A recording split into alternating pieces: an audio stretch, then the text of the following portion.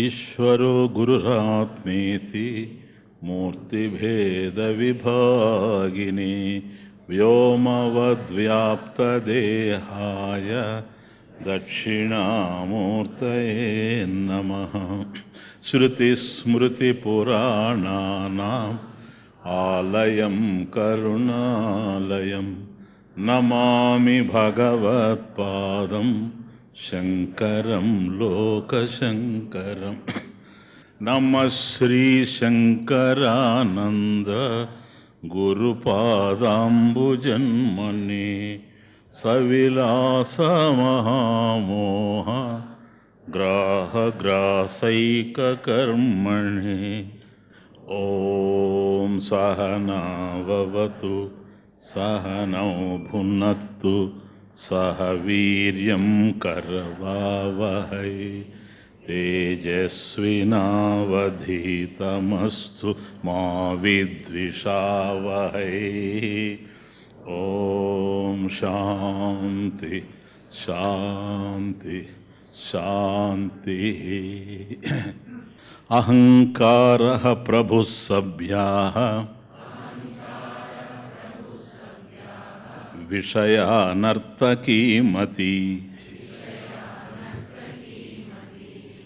తాళాదిధారీణ్యక్షాణి దీపః సాక్ష్యవభాసకః.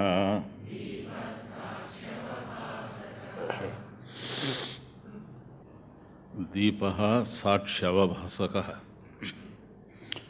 అవభాసకః సాక్షి దీపః ఇది. దీపః అంటే జ్యోతి, జ్యోతి అంటే ప్రకాశము అని అర్థం. దీపం ప్రకాశిస్తూ ఉంటుంది కనుక ఏదైతే ప్రకాశిస్తూ ఉంటుందో దాన్ని దీపము అని జ్యోతి అని మనం పిలుస్తూ ఉంటాం. ఇటువంటి జ్యోతులు ప్రపంచంలో అనేకం ఉన్నాయి మనకు తెలిసి. ప్రకాశించేది జ్యోతి కనుక సూర్యుడు ప్రకాశిస్తున్నాడు, చంద్రుడు ప్రకాశిస్తున్నాడు, నక్షత్రాలు ప్రకాశిస్తూ ఉన్నాయి, అగ్ని ప్రకాశిస్తూ ఉంది, విద్యుత్తు ప్రకాశిస్తూ ఉంది. ఇట్లా అనేకమైనటువంటి ప్రకాశాలు మనకు తెలుసు. వీటికన్నా భిన్నంగా విలక్షణంగా ఒక ప్రకాశవంతమైనటువంటి జ్యోతిని వేదాంత శాస్త్రం ప్రవేశపెడుతుంది. అవన్నీ వెలుగుతాయి, ఇది వెలుగుతుంది. కానీ ఈ జ్యోతికి అక్కడ వెలిగేటువంటి జ్యోతులకి తేడా ఏమిటంటే అవన్నీ వెలుగుతూ ఉన్నవి అని అంటే ఏదో మరొక దాని మీద ఆధారపడి వెలుగుతూ ఉన్నాయి. అవేవి కూడాను స్వప్రకాశం కావు. స్వప్రకాశం కావు అని అంటే జడాలు అని అర్థం. కాబట్టి జడాలు అనేటువంటివి ప్రకాశించవు. ఏదైతే ప్రకాశం లేకుండా ఉంటుందో దాన్ని జడము అంటారు. జడము అనేటువంటిది ప్రకాశిస్తూ ఉంది అంటే మరొక ప్రకాశం మీద ఆధారపడి ప్రకాశిస్తూ ఉంది అని అర్థం. కనుక ప్రపంచంలో మనకు తెలిసేటువంటి సూర్య చంద్ర నక్షత్రాగ్నుల నుంచి సమస్తం ఎక్కడెక్కడ చివరికి ఒక దీప పురుగు కూడా ప్రకాశిస్తూ ఉంటుంది. అట్లా దాంట్లో కూడా కొద్ది ప్రకాశం ఉంటుంది. దాని వరకు కూడాను ఎక్కడెక్కడ ఏ ప్రకాశాలు ఉండినా అవి అలా ప్రకాశిస్తూ ఉన్నవి అనడానికి వాటి వెనక ఒక ప్రకాశం ఉంది. ఇవన్నీ జ్యోతులు. దానిని జ్యోతిషాం జ్యోతిహి అన్నది ఉపనిషత్తు. జ్యోతిషాం జ్యోతిహి అంటే జ్యోతులకు జ్యోతి, జ్యోతుల వెనక జ్యోతి. ఇవి స్వప్రకాశం కాదు, అది స్వప్రకాశమైనటువంటి జ్యోతి. అటువంటిది ప్రకాశిస్తూ ఉంది. జ్యోతిషాం జ్యోతిహి.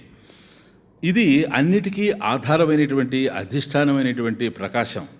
ఈ ఒక్క ప్రకాశం ఉండడం వల్లనే అలా ప్రకాశించేటువంటి జడాలన్నీ కూడా ప్రకాశిస్తూ ఉన్నాయి. ఒకవేళ కనుక దీని ప్రకాశం వాటికి అందకపోతే అవి ప్రకాశించేటువంటి స్థితే ఉండదు. ఈ జ్యోతి ఏదైతే ఉందో ఇది చైతన్యం. ఇదే ఇక్కడ సాక్షి. మన దగ్గరకు వచ్చేటప్పటికి సాక్షి. ఆ సాక్షికి దృష్టాంతం ఇస్తూ నృత్యశాలలో ఒక నాటక దీపాన్ని దృష్టాంతంగా ప్రవేశపెట్టడం జరిగింది మొన్న. కాబట్టి అహంకార ప్రభు లోపల ప్రమాతృ చైతన్యం అంటే ప్రపంచానికి సంబంధించినటువంటి జ్ఞానం ఎవరికైతే కలుగుతూ ఉందో వాడు ప్రమాత, అంటే కర్త. సభ్యాహ విషయాహ, కాబట్టి విషయాలు ఏవైతే ఉన్నావో అవంతా సభ్యులు. అంటే నాటకంలో సభ్యులు కనపడుతూ ఉన్నారు మనకు. ఇక్కడ ప్రపంచంలో మనకు దైనందిన జీవితంలో ఏ విషయ ప్రపంచంతో మనం సంబంధాలు ఏర్పరచుకుంటూ ఉన్నామో ఆ విషయాలన్నీ కలిసి సభ్యులు. అక్కడ ఏ నర్తకైతే నృత్యం చేస్తూ ఉందో డాన్సర్, అది ఇక్కడ బుద్ధి లేక మనస్సు, మతి. తాళాది ధారేణి, కాబట్టి అక్కడ అకంపెనిమెంట్స్ ఏవైతే ఉన్నాయో వాద్య సహకారం, ఆ వాద్య సహకారం ఇక్కడ అక్షాణి అంటే ఇంద్రియాణి. దీప సాక్షి అవభాసక, అవభాసక దీప, కాబట్టి అలా ప్రకాశించేటువంటి దీపం ఏదైతే ఒకే ఒక దీపం నృత్యశాలలో ఉండి అటు నర్తకిని, అటు వాద్యాల్ని, అట్లాగే ప్రభువుని, అట్లాగే సభ్యుల్ని, సమస్తాన్ని ఒకే దీపం ఎట్లాగైతే ప్రకాశింపజేస్తూ ఉందో అట్లాగే ఏ సాక్షి చైతన్యం మనలో ఉందో ఇది మొట్టమొదట నర్తకి అంటే మనసును ప్రకాశింపజేస్తుంది. బాగా అర్థం చేసుకో, మనసును ప్రకాశింపజేస్తూ ఉంది. తరువాత ఇంద్రియాలని ప్రకాశింపజేస్తూ ఉంది. ఈ ఇంద్రియాలకి ఏ విషయాలైతే అందుతూ ఉన్నాయో ఆ ఇంద్రియ విషయాల్ని కూడా ప్రకాశింపజేస్తూ ఉంది. తాను ఎక్కడైతే ఉందో అక్కడే ఉండి ప్రకాశింపజేస్తూ ఉంది. అది అక్కడ ఇక్కడ ఇంత జరుగుతూ ఉండిన నృత్యశాలలో దీపంలో ఏ విధమైనటువంటి చలనం లేదు. దట్స్ ది ఎగ్జాంపుల్, దృష్టాంతం. అట్లాగే ఇక్కడ కూడాను దేహేంద్రియ మనోబుద్ధుల్లో కానీ వీటికి అందేటువంటి శబ్దాది విషయాల్లో ప్రపంచంలో కానీ ఏ విధమైనటువంటి మార్పులు జరుగుతూ ఉండినా సాక్షి చైతన్యం ఏదైతే ఉందో దానిలో ఏ విధమైనటువంటి మార్పు లేదు. అది అవభాసక దీప, నిరంతరం కూడాను ప్రకాశించేటువంటి జ్యోతి. జ్యోతిషాం జ్యోతి, అదే కూటస్థ చైతన్యం, సాక్షి చైతన్యం. ఎస్. స్వస్థాన సంస్థితో దీప సర్వతో భాసయేత్యథా స్థిరస్థాయీ తథా సాక్షి బహిరంతః ప్రకాశయేత్. ఎస్. స్వస్థాన సంస్థితో దీప సర్వతో భాసయేత్ యథా, అక్కడ వరకు చూస్తాం. యథా ఏ విధంగా అయితే దీప దీపము స్వస్థాన స్వస్థానే నృత్యశాలే ఇత్యర్థః. స్వస్థాన సంస్థితః, స్వస్థానే సంస్థితః, నృత్యశాలే సంస్థితః, సమ్యక్ స్థితః, సంస్థితః సమ్యక్ స్థితః. యథా దీపః స్వస్థానే నృత్యశాలే సంస్థితః సమ్యక్ స్థితః సన్ అవికారః సర్వతో భాసయేత్. సెకండ్ లైన్, సర్వతః భాసయేత్. అది కనుక నృత్యశాలలో ఉండేటువంటి దీపం స్వస్థాన సంస్థితః, అది స్వస్థాన అంటే స్వస్థానే, తను ఎక్కడైతే ఉందో అక్కడే ఉండి, అంటే ఏమాత్రం చలనం లేకుండా, అచలః ఇత్యర్థ, నిర్వికారః, ఏ విధమైనటువంటి వికారం లేదు, మోడిఫికేషన్ లేదు, ఎక్కడ ఉందో అలాగే ఉంది. సంస్థితః సన్, అలా ఉంటూ, అందువల్ల సమ్యక్ స్థితః చక్కగా ఉంది అని అర్థం. ఏ కదలికలు లేకుండా, ఏ మార్పు లేకుండా దీపం నృత్యశాలలో ఉంది. అలా ఉండి ఏం చేస్తూ ఉంది అంటే సర్వతో భాసయేత్, సర్వతః భాసయేత్ అంటే ప్రకాశింపజేస్తుంది. భాసయేత్ ప్రకాశయేత్. దేనిని? సర్వతః. సర్వతః మీన్స్ ప్రభుః, సభ్యాః, నర్తకి, తాళాదిధారీణి ఇత్యాది సర్వం సమస్తం భాసయతి ప్రకాశయతి ఇత్యర్థః. ఈ విధంగా సమస్తాన్ని ప్రకాశింపజేస్తోంది. ఇది నృత్యశాల దీపం. క్లియర్? తాను ఉన్నటువంటి చోటనే ఉండి సంస్థానే, అది స్వస్థానే సంస్థితః దీపః సర్వతః భాసయేత్, సమస్తాన్ని ప్రకాశింపజేస్తోంది. అది ఫస్ట్ 2 లైన్స్. నెక్స్ట్, స్థిరస్థాయి తథా సాక్షి బహిరంతః ప్రకాశయేత్. కాబట్టి యథా దీప అంటూ ఫస్ట్ చూచాం మనం. తథా సాక్షి, అంతే, ఇంకే లేదు. దీపం ఏ విధంగా అయితే తాను ఉండవలసిన చోటనే ఉండి చక్కగా ఉండి ఏ కదలిక లేకుండా చలనం లేకుండా ఉండి సంస్థిత దీప సర్వత భాసయేత్, అక్కడ ఉండేటువంటి రంగస్థలాన్ని, ప్రేక్షకుల్ని, ప్రభువుని, నర్తకిని, సహకరించేటువంటి వాద్యాల్ని, వీళ్ళనందరినీ కూడా సహకారిణ అందరినీ కూడా ఒకేసారి ప్రకాశింపజేస్తూ ఉంది. ఇంపార్టెంట్ ఇస్ దట్, ఒకేసారి ప్రకాశింపజేస్తూ ఉంది, నాట్ ఇన్ సక్సెషన్, ఒకేసారి ప్రకాశింపజేస్తూ ఉంది.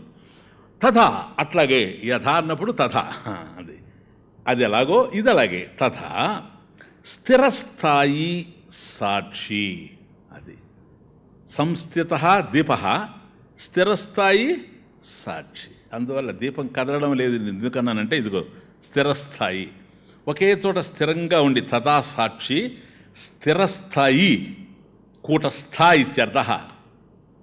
హృదయంలో ఏ ఆత్మస్వరూపమైతే ఉందో అదే స్థిరస్థాయి, ఏమాత్రం చలనం లేకుండా నిర్వికారంగా ఉంది.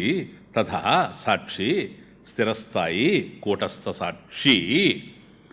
బహిరంతః ప్రకాశయేత్, బహిః బాహ్యంలోను, అంతః ఆంతర్యంలోను, ప్రకాశయేత్ భాసయేత్ ఇత్యర్థ. ఇక్కడ ఒక్కటే తేడా. నృత్యశాలలో ఉండేటువంటి దీపం తాను ఉన్న చోటనే ఉండి సమస్తాన్ని ఏకకాలంలో ఒకే విధంగా ప్రకాశింపజేస్తూ ఉంది. తథా, అట్లాగే స్థిరస్థాయి సాక్షి, సుస్థిరంగా ఏదైతే మనలో సాక్షి చైతన్యంగా ఉందో, జ్యోతిషాం జ్యోతి, అది బహిరంతః ప్రకాశయేత్, బాహ్యంలోనూ ఆంతర్యంలోనూ ఒకేసారి ప్రకాశయేత్, సమంగా ప్రకాశిస్తూ ఉంది. భాసయేత్ ఇత్యర్థ. ప్లీజ్ క్లియరా? సో అది కూడాను సర్వతః భాసయేత్, సర్వం భాసయతి. ఇది కూడాను బహిరంతః సమస్తం ప్రకాశయేత్, ప్రకాశయతి. ఇక్కడ బహిరంతః ఏంటి అనేది ప్రధానమైన విషయం. అది ప్రకాశింపజేస్తూ ఉంది అంతటంటే మనకు అర్థమైపోయింది. ఇది బహిః అంతః. బహిః ఇదం శబ్దార్థంతో ఏదైతే తెలుస్తూ ఉండిందో, మొన్న మనం తెలుసుకున్నాం. ఇదం ఒకటి, అహం రెండవది. ఈ రెండు పదాలు ప్రధానమైనవి. కనుక ఇదం ఏదైతే ఉందో, ఇదం అంటే ఇది, ఇది నాయన, ఇది దిస్. కాబట్టి ఇదం అంటే ఇదం ప్రత్యయ గోచర విషయా. కాబట్టి ఇదం అనేటువంటి దానికి ఏదైతే మనకు అందుతూ ఉన్నాయో, ఈ ప్రపంచంలో ఏదైతే తెలుస్తూ ఉందో, ప్రపంచమే కాదు, ఇంక్లూడింగ్ ది బాడీ, బాడీయే కాదు, బాడీ మైండ్ సెన్స్ కాంప్లెక్స్, ఈ దేహేంద్రియ మనోబుద్ధుల సంఘాతం అంతా ఇది ఇది అని ఎక్కడైతే అంటూ ఉన్నామో అది అహం కన్నా వేరైనటువంటిది. అహం నేను, ఇదం ఇది. ఈ ఇది ఏదో అది నాకు తెలుస్తూ ఉంది. దేర్ఫార్ మనసు కూడా ఇదే. ఎందుకని? నా మనసు బాగలేదు అని నేను చెబుతూ ఉన్నాను కనుక. కాబట్టి మనసు బాగలేదు, ఇది ఏంటిది ఇట్లా బాధ పెడుతూ ఉంది నన్ను అని ఎప్పుడైతే అంటున్నానో అది నాకన్నా వేరుగా ఉంది కనుక ఇదం శబ్దార్థం చేత తెలుస్తూ ఉంది. ఇదంతా బాహ్యమే ఒక విధంగా చెప్పాలంటే. కానీ ఇక్కడ బాహ్య శబ్దార్థం ఏంటంటే ఇదం ప్రత్యయ గోచర విషయా ఇది. అంటే బాహ్యంలో శబ్దాది విషయాలు ఉన్నాయి కదా. చెవికి శబ్దం అందుతూ ఉంది, రూపాలు కళ్ళకు అందుతున్నాయి, రంగులు కళ్ళకు అందుతున్నాయి, వాసనలు ముక్కుకు అందుతూ ఉన్నాయి, స్పర్శలు చర్మాకు అందుతున్నాయి, రుచులన్నీ కూడా నాలుగుకు తెలుస్తున్నాయి. ఇవన్నీ శబ్దాది విషయాలు ఏవైతే మనకు అందుతూ ఉన్నాయో ఇవి బాహ్యంలో ఉండి మనకు అందుతూ ఉన్నాయని. ఇలా అందిన తర్వాత దీన్ని ఎవడైతే తెలుసుకునేవాడు ఉన్నాడు అంటే అహం ప్రత్యయ విషయ గోచర కర్త. అహం కర్త, లోపల తెలుసుకునేవాడు కర్త. బాహ్యంలో ఆ కర్తకు తెలియబడేటువంటివి విషయాలు. ఇవన్నీ విషయాలు. వీటిని తెలుసుకునేటువంటి కర్త ఇన్సైడ్ ఉండాడు. అతన్ని అహం శబ్దార్థంతో మనం తెలుసుకున్నాం. కాబట్టి మొన్న ప్రధానంగా చాలాసేపు ఇంట్రడక్షన్లో మీకు చెప్పాను లాస్ట్ టైం. ఇదం అహం ప్రధానమైన పదాలు ఇవి. అహం అంటే నేను, ఆ నేను అనేటువంటిది ఏదో కర్త. దానికి వస్తాం మళ్ళీ ఆ కర్త ఏమిటో. ఈ కర్తకి తెలిసేవి ఏదైనా సరే ఇదం. కాబట్టి శబ్దాది విషయాలు బాహ్యంలో ఉన్నవి శ్రోత్రాది ఇంద్రియాల ద్వారా లోపలికి తెలుస్తూ ఉన్నాయి. అక్కడ ఎవడైతే తెలుసుకుంటూ ఉన్నాడో అహం జానామీతి, నేను తెలుసుకుంటున్నాను అంటున్నాడు చూచారా, ఆ తెలుసుకునేటువంటి వాడు కర్త. వాడు అహం శబ్దము చేత అహం ప్రత్యయ గోచర కర్త ఇది. ఎక్కడున్నాడు ఇతను? లోపల ఉన్నాడు. కర్త లోపల ఉన్నాడు. అంతః శబ్దాదులు ఎక్కడున్నాయి? బయట ఉన్నాయి విషయాలు. బహిహి బహిహి అంతః స్థిరస్థాయి సాక్షి బహిహి అంతః సమస్తం ప్రకాశయేత్ ప్రకాశయతి ఇత్యర్థః. క్లియర్? చాలా ఇంపార్టెంట్.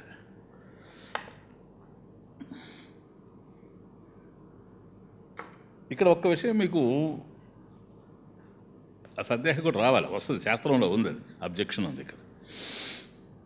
స్వామీజీ లోపల ఉన్నవి తెలుస్తూ ఉన్నాయి, నా ప్రకాశం అది, సరే అంతవరకు అర్థం చేసుకోలేం. బాహ్యంలో ఉన్నవన్నిటిని కూడాను నా లోపల ఉండేదే ప్రకాశింపజేస్తూ ఉంది అనేది ఎలా అర్థం చేసుకోవాలి?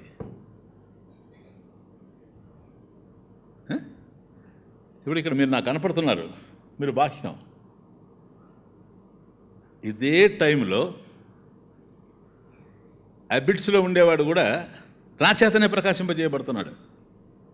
అది విషయం. దీన్ని ఎట్లా మింగుడు పడదు కదా. ఇక్కడంటే కనపడుతున్నారు, శ్రోతాది ఇంద్రియాలకి శబ్దాది విషయాలు తెలుస్తూ ఉన్నాయి కనుక రూపాలు మీరు ఉన్న, కళ్ళు నాకున్నాయి, ఇది తెలుసుకునే మనసు నాకుంది, నాకు తెలుస్తున్నారు.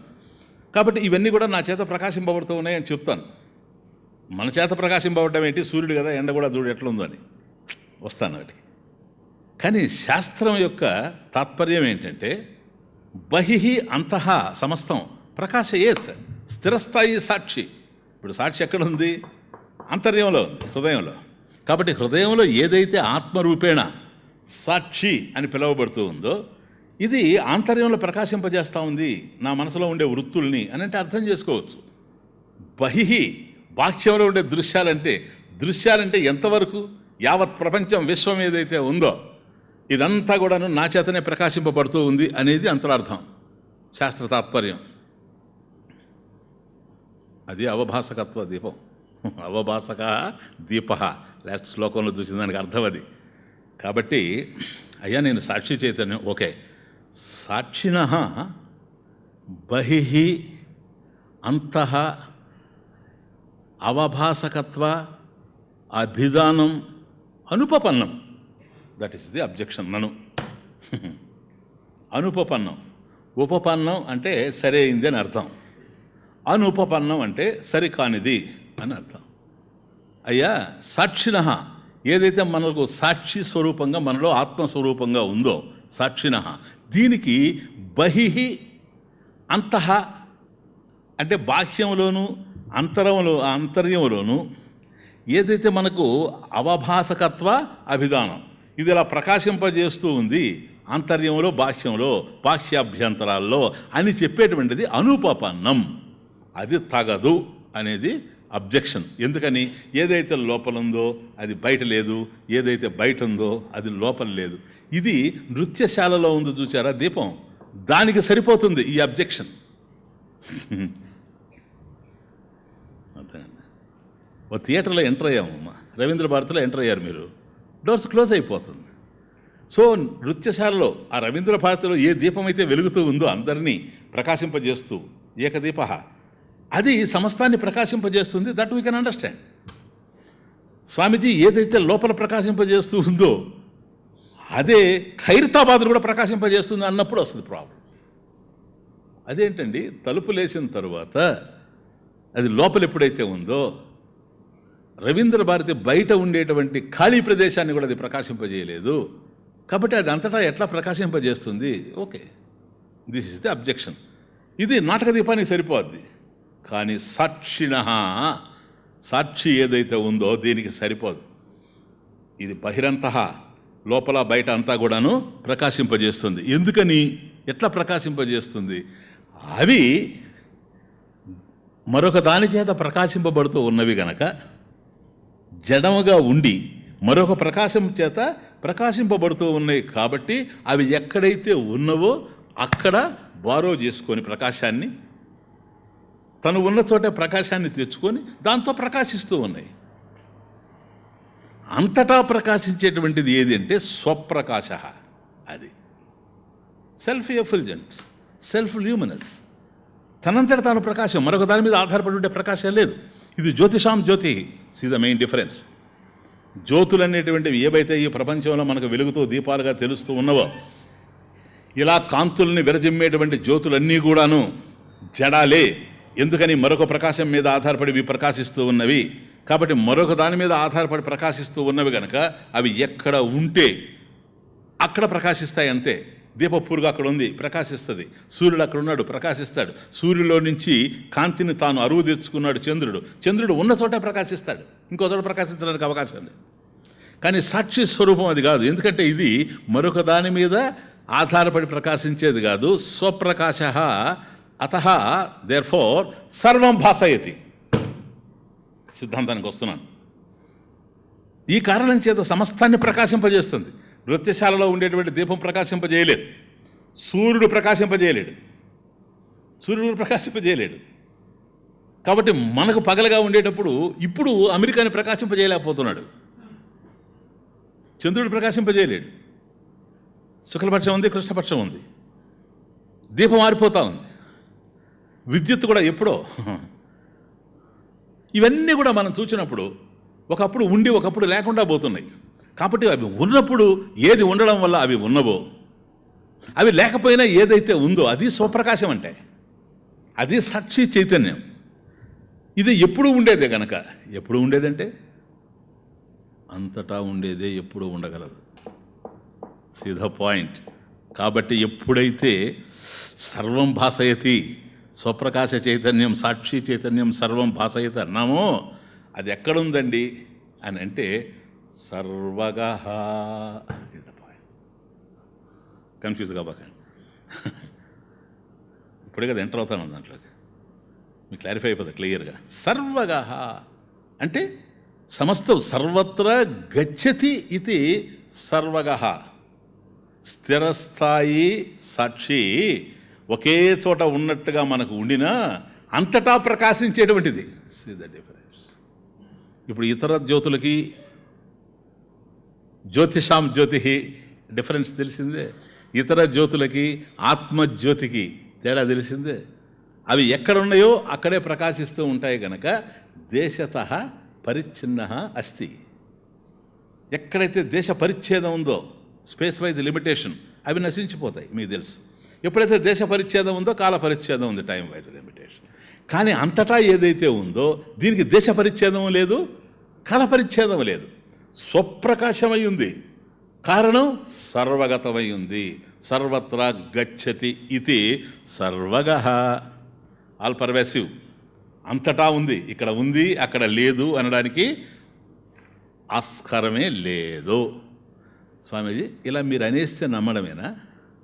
హేతు ఏమన్నా ఉందా? ఇప్పుడు ఇక్కడ ఉండేది అక్కడ ఉందని అంటే నువ్వు అలాంటిది మేము ఎక్కడ చూడలేదు. అలాంటిది అయ్యా ఇక్కడ ప్రకాశిస్తూ ఉండేటువంటి సాక్షి చైతన్యం ఏదో అది అంతటా ప్రకాశిస్తూ ఉంది అనేది మేము ఎక్కడ చూడలేదు. కనుక ఇక్కడ మన దగ్గర ఏదైతే ప్రకాశిస్తూ ఉందో ఇది సమస్తాన్ని ప్రకాశింపజేయాలి. సర్వం భాసయతి అది కదా. ఎక్కడ బహిః అంతః ప్రకాశయేత్. బహిః అంతః సర్వత్రా సర్వం ప్రకాశయతి. ఇది ప్రకాశింపజేస్తూ ఉంది. భాసయతి. దీన్ని ఎట్లా అర్థం చేసుకోవాలి స్వామీజీ? ఎస్, అంతటా ఇక్కడ ఉండేది ప్రకాశింపజేస్తూ ఉందా లేదు నాయన? పోనీ లోపలే అనుకుంటాం అంతా. ఎందుకంటే లోపల ప్రకాశింపజేస్తుంది, లోపల ఉంది కనుక. అంతేనా? అక్కడ వరకు ఒప్పుకుంటారా? లోపల ఉంది కనుక లోపల ప్రకాశింపజేస్తూ ఉంది. చంద్రుడు అక్కడ ఉన్నాడు కనుక అక్కడే ప్రకాశింపజేస్తాడు.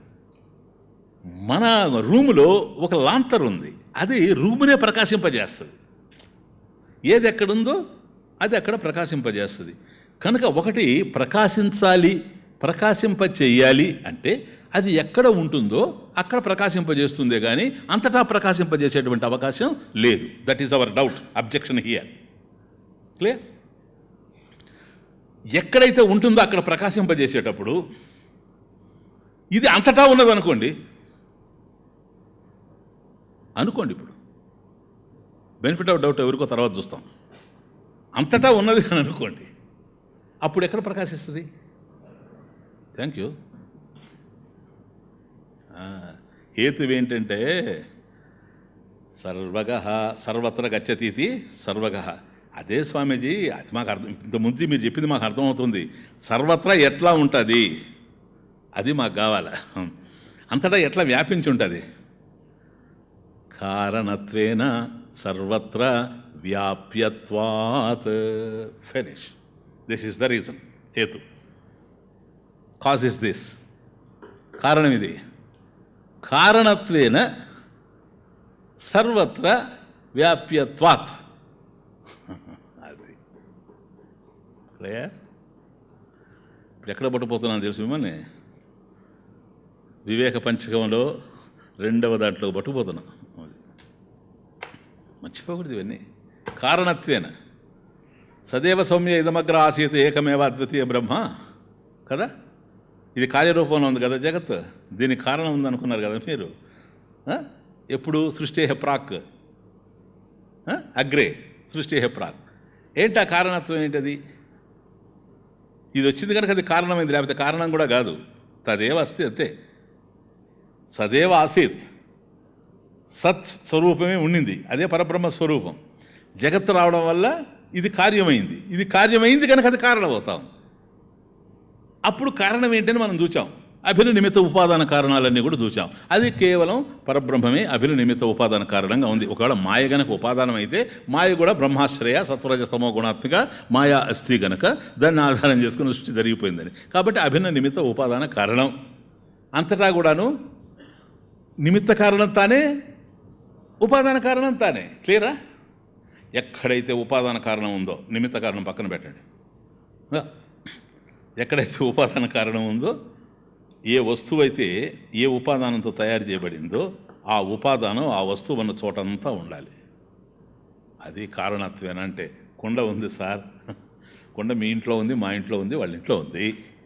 కుండలు ఎక్కడెక్కడ ఉండినా ఇవన్నీ మట్టితో తయారు చేసినటువంటి కుండలే గనక, కుండల కార్యరూపాల్లో ఉండినా వాటికి కారణం మట్టి గనక కారణత్వేన సర్వత్ర వ్యాప్యత్వాత్ మృతిక. అన్ని కుండల్లో అదే ఉంది కానీ, మట్టే ఉంది కానీ వేరేది లేదు, కారణత్వేన. కాబట్టి ఈ జగత్తుకి అభిన్న నిమిత్త ఉపాదాన కారణం పరబ్రహ్మమే, బ్రహ్మణి అనేది మీకు అర్థమైపోయింది కనుక దాంట్లో 2వ సందేహం లేదు. కాబట్టి ఇదే హేతు. మట్టి కుండలంతా కూడాను మట్టే ఎట్లాగైతే ఉందో అభిన్న నిమిత్త ఉపాదాన కారణంగా ఉండేటువంటి పరబ్రహ్మ స్వరూపం అంతటా ఉంది లేదా? అంతటా తానే కదా ఉండేది, సత్తా రూపం కదా. కాబట్టి సద్రూపంగా తస్య సత్తాయా ఏవ, తస్య సత్తాయా ఏవ, అతని యొక్క సత్తా స్వరూపమే, ప్యూర్ ఎగ్జిస్టెన్స్ సత్. సదేవ ఆసీత్, ఇప్పుడు అదే ఉంది. కాబట్టి ఎప్పుడైతే సత్ ఉందో, చిత్ జ్ఞానం ఏదైతే ఉందో ప్రకాశ స్వరూపం, సత్వభాసిక చిత్కవేతర జ్ఞాపకం వస్తుంది ఉపదేశారు. సత్వభాసిక, ఆ సత్తుని ప్రకాశింపజేయడానికి భాసిక, భాష్యం, భాష్య భాషక సంబంధం, ప్రకాశింప చేసేది, ప్రకాశింపబడేది. కనుక సత్తే గనక ప్రకాశింపబడేటట్లయితే దాన్ని ప్రకాశింపజేసేటువంటి చిత్ జ్ఞానం దానికన్నా వేరుగా ఉందా? ఉన్నది అని చెప్పావనుకో, ఇది సత్తు కాదు. ఎందుకని? నశించిపోద్ది. అందువల్ల సత్తయాహి చిత్, ఏదైతే సత్తుగా ఉందో అదే చిత్. చూడండి బాగా, సత్వభాసిక చిత్వవేతరా సత్తయాహి చిత్. ఓకే, చిత్తయాహ్యహం, ఇది పాయింట్. కాబట్టి సత్తే చిత్తు, అదే బ్రహ్మస్వరూపం. అయమాత్మ బ్రహ్మ, ఈ ఆత్మ కూడా బ్రహ్మమే కాదు, ఆ బ్రహ్మమే ఆత్మ చైతన్యంగా సాక్షి రూపంగా ఇక్కడ ఉంది గనక అహం, ఏదైతే నాలో ఉంది నేనుగా ఉందో అది ఆ సాక్షి చైతన్యం పరబ్రహ్మస్వరూపం. క్లియర్? అదే కదా అయమాత్మ బ్రహ్మ. ఇంకా మళ్ళీ వెళ్ళాల్సి వస్తుంది వివేక పంచమ 5కి. అయమాత్మ బ్రహ్మ ఎందుకని 5వ ప్రకరణంలో పెట్టాడో తెలుసా? ఇప్పుడు అర్థమవుతుందా మీకు? చాలా క్లారిటీ ఇచ్చాను కదా దాని మీద. ఎంత నడిచింది ఉపన్యాసం. దేర్ఫోర్ అది మనకు అర్థమై ఉంటే ఇప్పుడు జ్ఞాపకం వస్తే, ఆత్మ ఏదైతే ఉందో అదే బ్రహ్మం గనక, బ్రహ్మం ఏదో అభిన్న నిమిత్త ఉపాదాన కారణం గనక, జగత్తంతా కూడా బ్రహ్మమే నిండిపోయి ఉండడం వల్ల జగత్తులో ఉన్నదంతా కూడాను బ్రహ్మమే. బ్రహ్మము సత్ అయినప్పుడు చిత్ ఎవరు? బ్రహ్మమే. చిత్ అంటే జ్ఞానం కదా, ప్రకాశం కదా. ప్రకాశం కూడా అంతటా ఉంది. ఓకే స్వామీజీ, బ్రహ్మం ఉండొచ్చు, లోపల ఉండేది ఎట్లా ప్రకాశం బయటనే. ఎస్ సార్, ఆ బ్రహ్మమే ఈ ఆత్మ గనక బ్రహ్మము అంతటా ఉంది, అంతటా ప్రకాశిస్తూ ఉంది. స్వతసిద్ధం స్వప్రకాశం. అంతటా ఉంది, అంతటా ప్రకాశిస్తూ ఉంది. ఈ ఆత్మయే బ్రహ్మం గనక ఇది లోపల ప్రకాశిస్తూ ఉంది, బయట ప్రకాశిస్తూ ఉంది. Any doubt? మననం జరగాలి, ఇంకేం లేదు. డౌట్సే రావు. మననం చేసుకుంటూ ఉండాలి, నిలబెట్టుకోవాలి దీన్ని, అంతే. కాబట్టి దేశతః అపరిచ్ఛిన్నః కదా. ఏదైతే ఇప్పుడు మనం చూస్తున్నామో సాక్షి, స్థిరస్థాయి సాక్షి, దేశతః అపరిచ్ఛిన్నః, కేవలం లోపల ఉందనే చెప్పడానికి లేదు. మరి ఇప్పుడు అంటారుగా స్వామీజీ అంతః అని క్లారిఫై చేస్తాడు. డోంట్ వరీ, ఇంకా ఉంది ఉపన్యాసం, హాఫ్ అవర్ కూడా కాలే. అర్థమవుతుంది? ఈరోజు అన్నీ క్లారిఫై అయిపోతాయి మీకు. దేర్ఫోర్ కారణత్వేన సర్వత్రా వ్యాప్యత్వాత్ ఇతి. ఇంకొకటి కూడా మీకు చెప్పున్నాను నేను. ఇప్పుడు నేను జనరల్గా కోట్ చేస్తాను ఆ ఉపనిషత్తుని, పైంగల ఉపనిషత్. పిండస్థోపి ప్రత్యేగాత్మ సర్వవ్యాపీ భవతి. అనేక సార్లు చెప్పుంటాను, మీకు కూడా చాలామంది కంఠస్థం కదా. పిండస్థ అపి, కేవలం ఈ దేహంలోనే ఉన్నప్పటికీ కూడా ప్రత్యేగాత్మ. పిండస్థోపి పిండస్థ అపి, ఇక్కడ ఉన్నప్పటికీ కూడా ప్రత్యేగాత్మ, ఇక్కడ ఏదైతే సాక్షి చైతన్యంగా ఉందో ఇది సర్వవ్యాపీ భవతి, అంతటా వ్యాపించున్నదే అవుతూ ఉంది. ఎందుకని? ఇక్కడ ప్రకాశం ఉంది, ఇక్కడ అది ఉంది, అంతటా అదే ఉంది, అంతటా దాని ప్రకాశమే ఉంది. అంతః బహిః సర్వతా ప్రకాశయేత్, సర్వత్రా ప్రకాశయేత్ ఇత్యర్థః. క్లియర్? అందువల్ల చూడండి తమాషా, నీ ప్రకాశం మీద అంత ఆధారపడి ఉంది. వండర్ఫుల్ సబ్జెక్ట్ ఇది. అంటే ఒక విధంగా ఈ సబ్జెక్ట్ నేను మీకు కఠోపనిషత్తు చెప్పినప్పుడు చెప్పాను, ముండక చెప్పినప్పుడు ముండకాలో కూడా ఉండదు, డివిడీస్లో కూడా. అంటే ప్రజెంటేషన్ వేరుగా ఉండొచ్చు కానీ, నా తత్ర సూర్యోభాతి చంద్ర తారకం నేమా విద్యుతో భాతి కుతోయమగ్ని తమేవ భాంతమనుభాతి సర్వం తస్య భాష సర్వం ఇదం విభాతి, సర్వం ఇదం విభాతి అని అన్నప్పుడు ఈ అద్భుతమైనటువంటి సత్యమే అక్కడ కూడాను మనకు ఆవిష్కరింపబడుతూ ఉంది కాదా.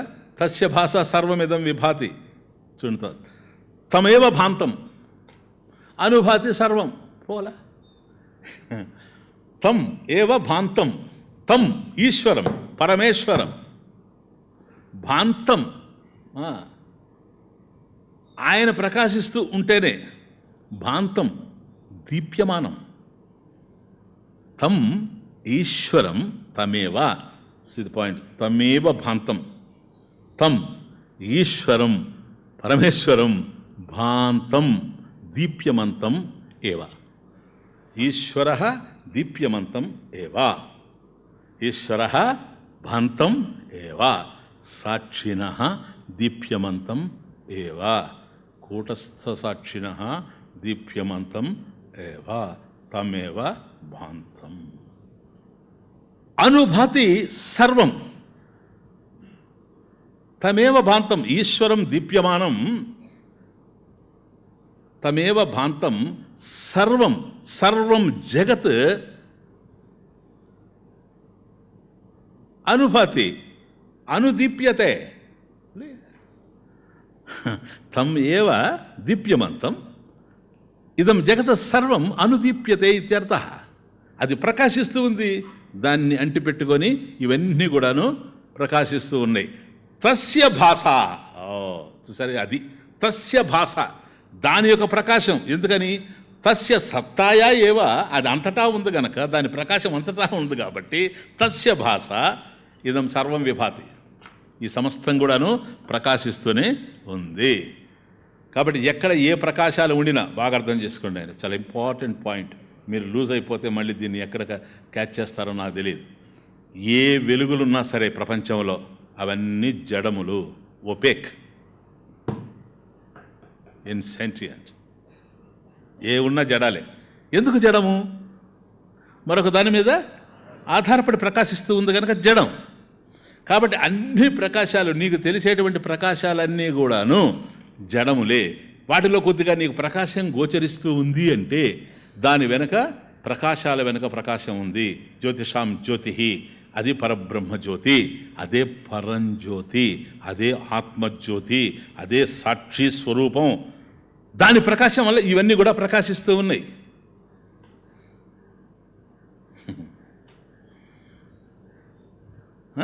ఎక్కడ ప్రకాశం ఉన్నా నా వల్ల ప్రకాశిస్తూ ఉన్నాయి కనుక ఆ ప్రకాశాల్లో ఉన్నది నేనే. అర్జున, నువ్వు కాదనుకుంటున్నావు కదా, ఎందుకో తెలుసా? నీ జ్ఞానం లేదు కనుక. నేను చెప్తున్నా, కారణం ఒకటే, నా జ్ఞానం ఉంది కనుక. నీలో ఏ సాక్షి చైతన్యం అయితే భాషిస్తూ ఉందో అర్జున, అదే నాలో కూడా భాషించేది. చైతన్యాలు రెండు లేవు ఇక్కడ, ఏకమేవ అద్వితీయం. నీలో ఉన్న చైతన్యమే నాలో ఉంది. నీలో ఉన్న చైతన్యానికి సంబంధించిన జ్ఞానం నీకు లేదు, నాకు ఉంది కనుక నేను చెప్తున్నాను విను. ఏమని? యదాదిత్యగతం తేజో, అంటే వండర్ఫుల్. యత్ ఆదిత్యగతం తేజ, గీత 15th చాప్టర్. యదాదిత్యగతం తేజో, చూసారా? యత్ ఆదిత్యగతం తేజ, ఆదిత్యాశ్రయం తేజ. ఏ తేజస్సు అయితే, ఏ ప్రకాశం అయితే, ఏ దీప్తి అయితే ఆ సూర్యునిలో అయితే ఉండడం జరుగుతూ ఉందో, జగద్భాసయతే ఖిలం, ఎంత క్లియర్గా ఉందో చూడండి. కనుక యదాదిత్యగతం తేజ జగద్భాసయతే అఖిలం, అఖిలం జగత్ భాసయతే. అర్జున, సూర్యులో ఏ ప్రకాశం అయితే ఉందో దాని చేత ఏ జగత్ అయితే ప్రకాశింపబడుతూ ఉందో, యశ్చంద్రమసి యశ్చాగ్నం, యత్ చంద్రం అసి, ఏదైతే చంద్రుడిలో ప్రకాశ రూపంలో ఉందో, ఏదైతే అగ్నిలో ప్రకాశ రూపంలో ఉందో, యశ్చంద్రమసి యశ్చాగ్నౌ తత్తేజో విద్ధి మామకం.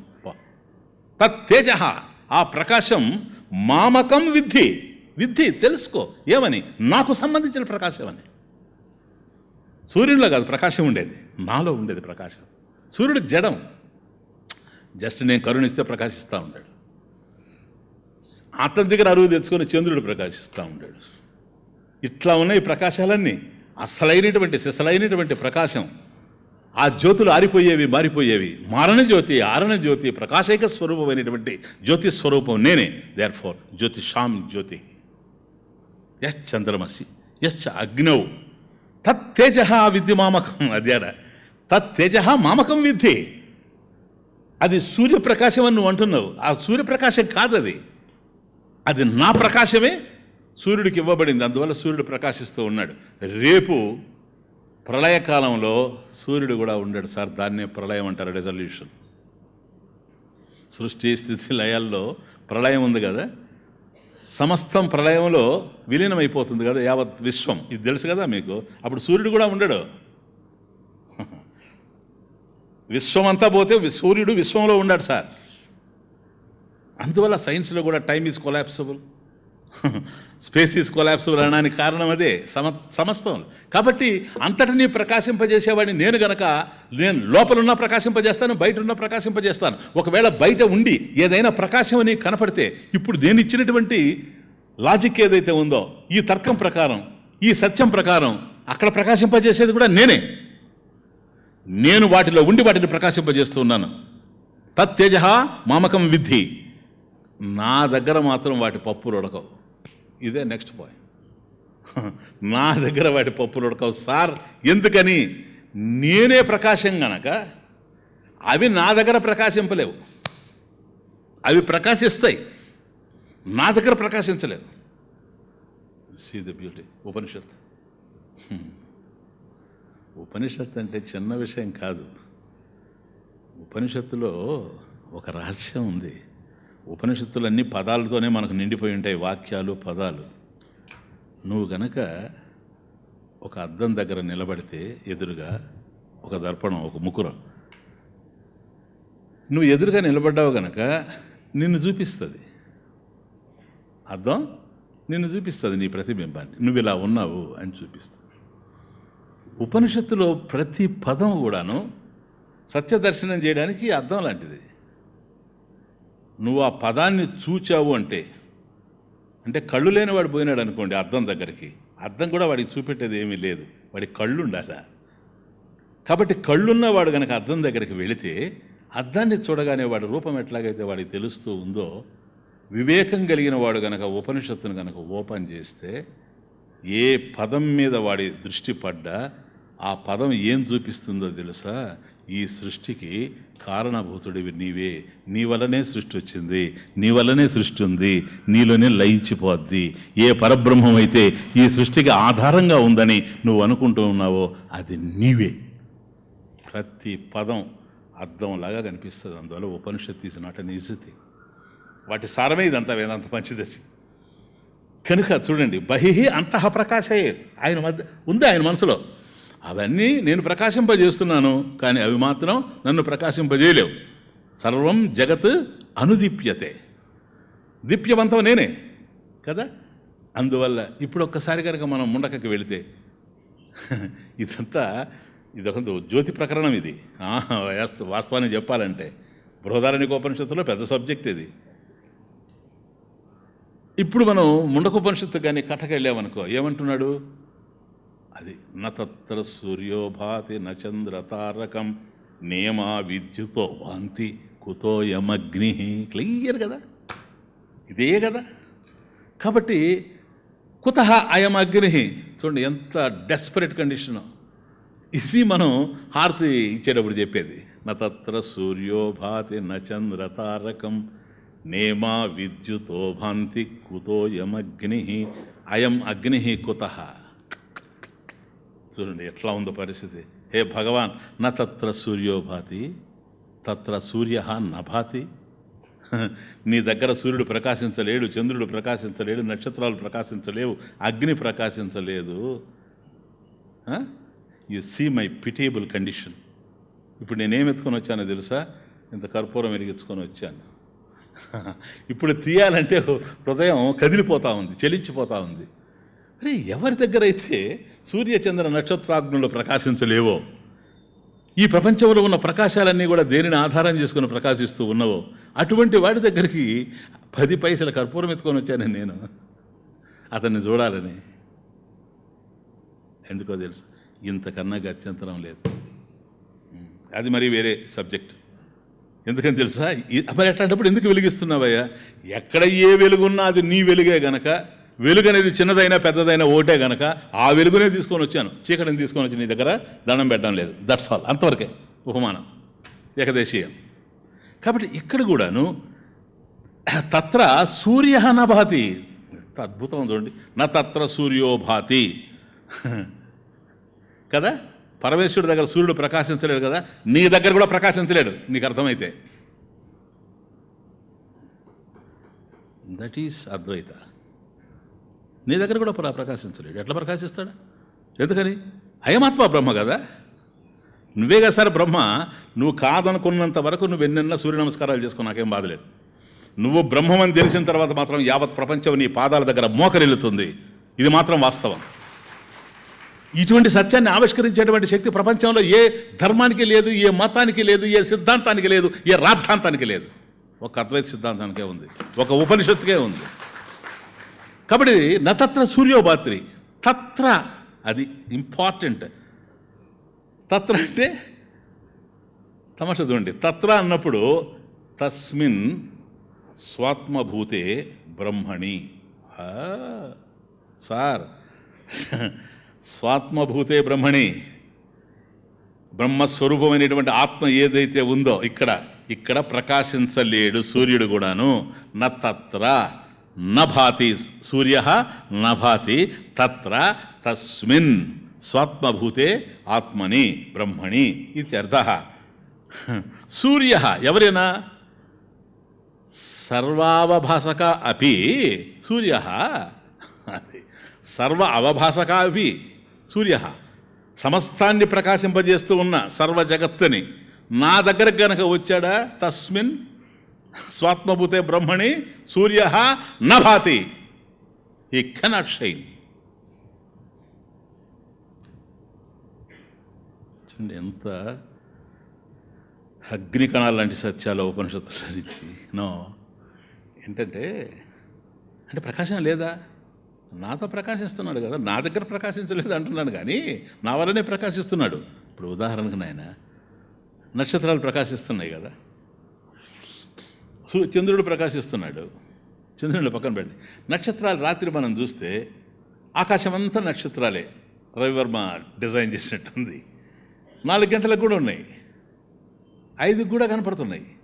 5:30కి భానుడు వస్తూ ఉన్నాడు, సూర్యోదయం అవుతా ఉంది, అరుణోదయం అయింది, సూర్యోదయం అవుతా ఉంది. ఇలా చూస్తే ఒక్క సూర్యప్రకాశం ఉందే కానీ నక్షత్రాలు వెలవెలపోయినాయి, ఎటుపోయినాయి. లేకపోలేదు నక్షత్రాలు, ఉన్నవి కదా.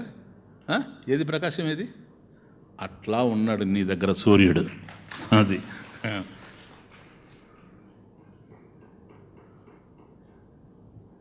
తత్ర సూర్యో భాతి నచంద్ర తారకం నేమా విద్యుతో భాంతి కుతోయం అగ్ని కదా.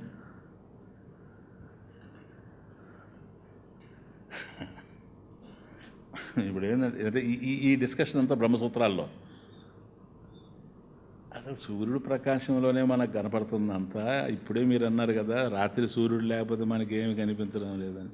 ఆయన ప్రకాశాల్లోనే అంతా చూస్తూ in the presence of sunlight మళ్ళీ ఆయన నా దగ్గర ప్రకాశించలేడు. ఇది కొద్దిగా మింగుడు పడడం లేదు స్వామీజీ.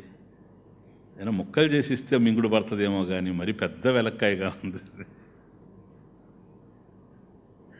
ఇసినా ఇన్ ద సైంటిఫిక్గా చూద్దాం. In the presence of sunlight, we can see the world outside, isn't it? But the sunlight itself is lighted up by the eyes, isn't it? Think. Suppose I close my eyes. Can the sun reveal itself to me?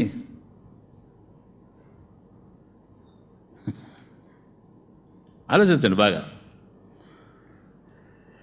So the light in the eyes lights up everything. So that light in the eyes is nothing but సాక్షి చైతన్యం, the witness consciousness. Clear? సూర్యుడు ప్రకాశిస్తున్నాడు, నేను కాదనడం లేదు. సూర్యకాంతిలోనే సమస్తం ప్రకాశిస్తూ ఉంది. అలా సమస్తం సూర్యకాంతిలో ప్రకాశిస్తూ ఉంది అని అంటే సూర్యుడిని చూడడానికి నీకు వేరే ప్రకాశం అవసరం లేదు. అవునా? ఎందుకని తెలుసా? నీ కళ్ళలో ప్రకాశం ఉంది కనుక. అదేడా ఇంకొక ప్రకాశం ఎందుకు లేదని నీ కళ్ళల్లో ఉంది కనుక. సపోజ్ నువ్వు కళ్ళు మూసావనుకో సూర్యుడు ఉన్నాడో లేడో కూడా తెలియదు. అదేడా ప్రకాశం ఉందో లేదో కూడా తెలియదు. కాబట్టి సూర్యుడు ప్రకాశిస్తూ ఉన్నాడంటే ఇప్పుడు చూడండి ఎట్లా మన ప్రకాశం మీద ఆధారపడి ఉందంటే సమస్తం వెలిగేటివన్నీ కూడా జ్యోతులకు జ్యోతి అయినటువంటి నీ మీదనే ఎట్లా ఆధారపడి ఉన్నామంటే సూర్యుడు ప్రకాశిస్తూ ఉన్నాడు నేను చూస్తే. కాబట్టి తాను ఉండడం అనేటువంటిది నేను చూడడం మీద ఆధారపడి ఉంది. First point. నా కళ్ళు ప్రకాశిస్తున్నాయి కనుక కళ్ళకు ప్రకాశం అయితే అదే స్వప్రకాశం అయిపోద్ది మళ్ళీ. అప్పుడు గుడ్డివాళ్ళు లేనివాళ్ళు అవుతారు ఈ ప్రపంచంలో. కనుక కళ్ళు ప్రకాశిస్తున్నాయంటే నా మనసు ప్రకాశిస్తుంది కనుక కళ్ళల్లో ఉండే రూపాలని రంగుల్ని తెలుసుకుంటూ ఉంది కనుక మనసు ప్రకాశిస్తూ ఉంది. మనసుకి జ్ఞానం కలుగుతుంది. తమాషా చూడండి, అహం జానామైన మనసు అంటుంది. ఈ మనసుకి తెలిసింది అని తెలుసుకునేవాడు ఒకడు ఉన్నాడు లోపల, ప్రమాతృ. అది నేను చెప్పేది. ప్రమ అంటే జ్ఞానం, ప్రమాతృ. ఆ జ్ఞానం ఎవడికి కలుగుతూ ఉందో వాడు ఒకడు ఉన్నాడు. వాడు ఇప్పుడు అంటుండేది అహం పశ్యామి, అహం జానామి అంటున్నాడు కదా. నాకు ఇది తెలిసిందని వాడే కదా అహం నజానాం అనేది. మళ్ళీ నాకు అది తెలియడం లేదని. సో ఇది నాకు తెలుసు, అది నాకు తెలియదు అని ఎప్పుడైతే వాడు మాట్లాడుతున్నాడో నాకు ఇది తెలుసు మర్చిపోయినారు. నాహం మన్యే సువేదేతి నో వేదేతి వేదచ. ఏ ఉపనిషత్తు పోని పేరన్నా చెప్పారు. ఎంత కష్టపడి చెప్పుంటాను ఆ ఉపనిషత్తు మీకు. అది కాబట్టి ఇది నాకు తెలుసు, అది నాకు తెలియదు అని వాడు అంటున్నాడు కదా. కాబట్టి వాడు సర్వం తెలిసినవాడు కాదు. ఎవడు సర్వం తెలిసినవాడంటే నేను తెలుసుకుంటున్నాను అని చెప్పేటువంటి ప్రమాత ఎవడైతే ఉన్నాడో, కర్త, వాణ్ణి చూస్తున్నాడు. చూసారా, వీడు తెలుసుకునేవాడు. Understand the point. వీరిది సర్వజ్ఞానం. కళ్ళు లేకపోతే రూపాలు రంగులు లేవు. కళ్ళు ఉండినా మనసు లేకపోతే కళ్ళల్లో ఉన్న రూపాలని తెలుసుకునే ప్రశ్న లేదు. అహం పశ్యామి అనడానికి అవకాశం లేదు. మనసు ఉండినా అహం కర్త, ప్రమాత ఎవడైతే ఉండాడో తెలుసుకునేవాడు అహం అహం అహం అని చిదాభాసుడు. ఆ అహం లేకపోతే, కర్త లేకపోతే మనసులో ఉండేది కూడా తెలిసేందుకు అవకాశం లేదు. ఎందుకని? మనసులో ఉన్నవి మారుతున్నది, కర్త ఉన్నాడు. కర్తకు అన్నీ తెలుస్తున్నాయి, అందువల్ల జ్ఞాపకాలు కూడా ఉన్నాయి. ఈ కర్త కూడా సుషుప్తిలో లేడు. అది ఇది పాయింట్. ప్రమాతృ కర్త ఎవడైతే ఉన్నాడో వీడు సుషుప్తిలో లేడు. నువ్వు గాఢంగా నిద్రపోయినప్పుడు అప్పుడు నువ్వు ఉన్నావా లేవా? లేవనుకో, మళ్ళీ నిద్ర లేవలేవు. నువ్వు లేస్తున్నావంటే వీడు లేకపోయినా కూడా నువ్వు ఉన్నావు. తమేవ భాంతం అనుభాతి సర్వం. అదొక్కటి ప్రకాశిస్తూ ఉంటే దానిని అనుసరించి ప్రమాత మీద ఆధారపడి మనస్సు, బుద్ధి మీద ఆధారపడి ఇంద్రియాల మీద ఆధారపడే వస్తువులు. ఇది ఇట్లా సర్వం ప్రపంచం తెలుస్తుంది. కాబట్టి కళ్ళు ఎట్లాగైతే ఈ విధంగా మనం చూచామో, శబ్దాలు అంతే.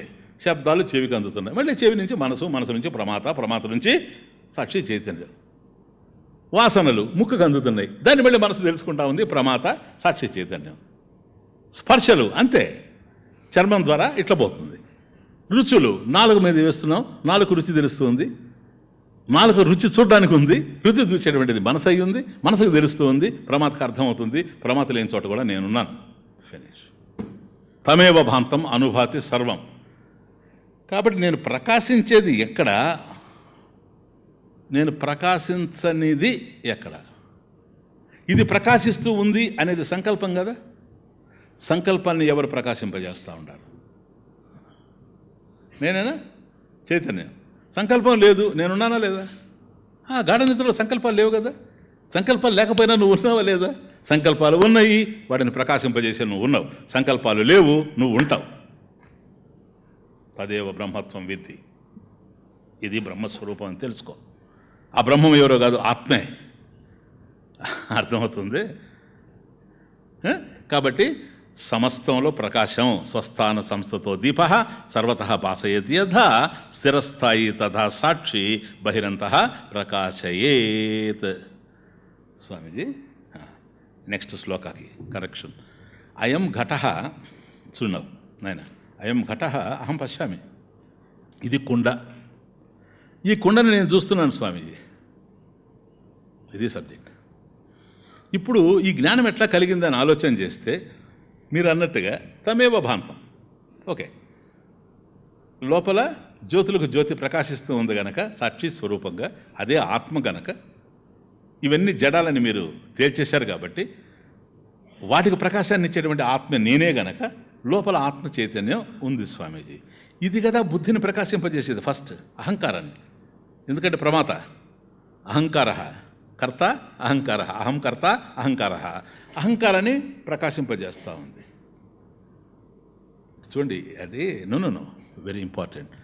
అహం పశ్యామి, అయం ఘటః అహం పశ్యామి, ఈ కొండను నేను చూస్తున్నాను అనే దాని వెనక ఎట్లా జరుగుతూ ఉంది జ్ఞానము అని అంటే, లోపల సాక్షి చైతన్యం ఉంది గనక, జ్ఞానస్వరూపమైనటువంటి ఆత్మ ఉంది కనుక, స్వయం జ్యోతి ఉంది కనుక ఇది కర్తని ప్రకాశింపజేస్తూ ఉంది.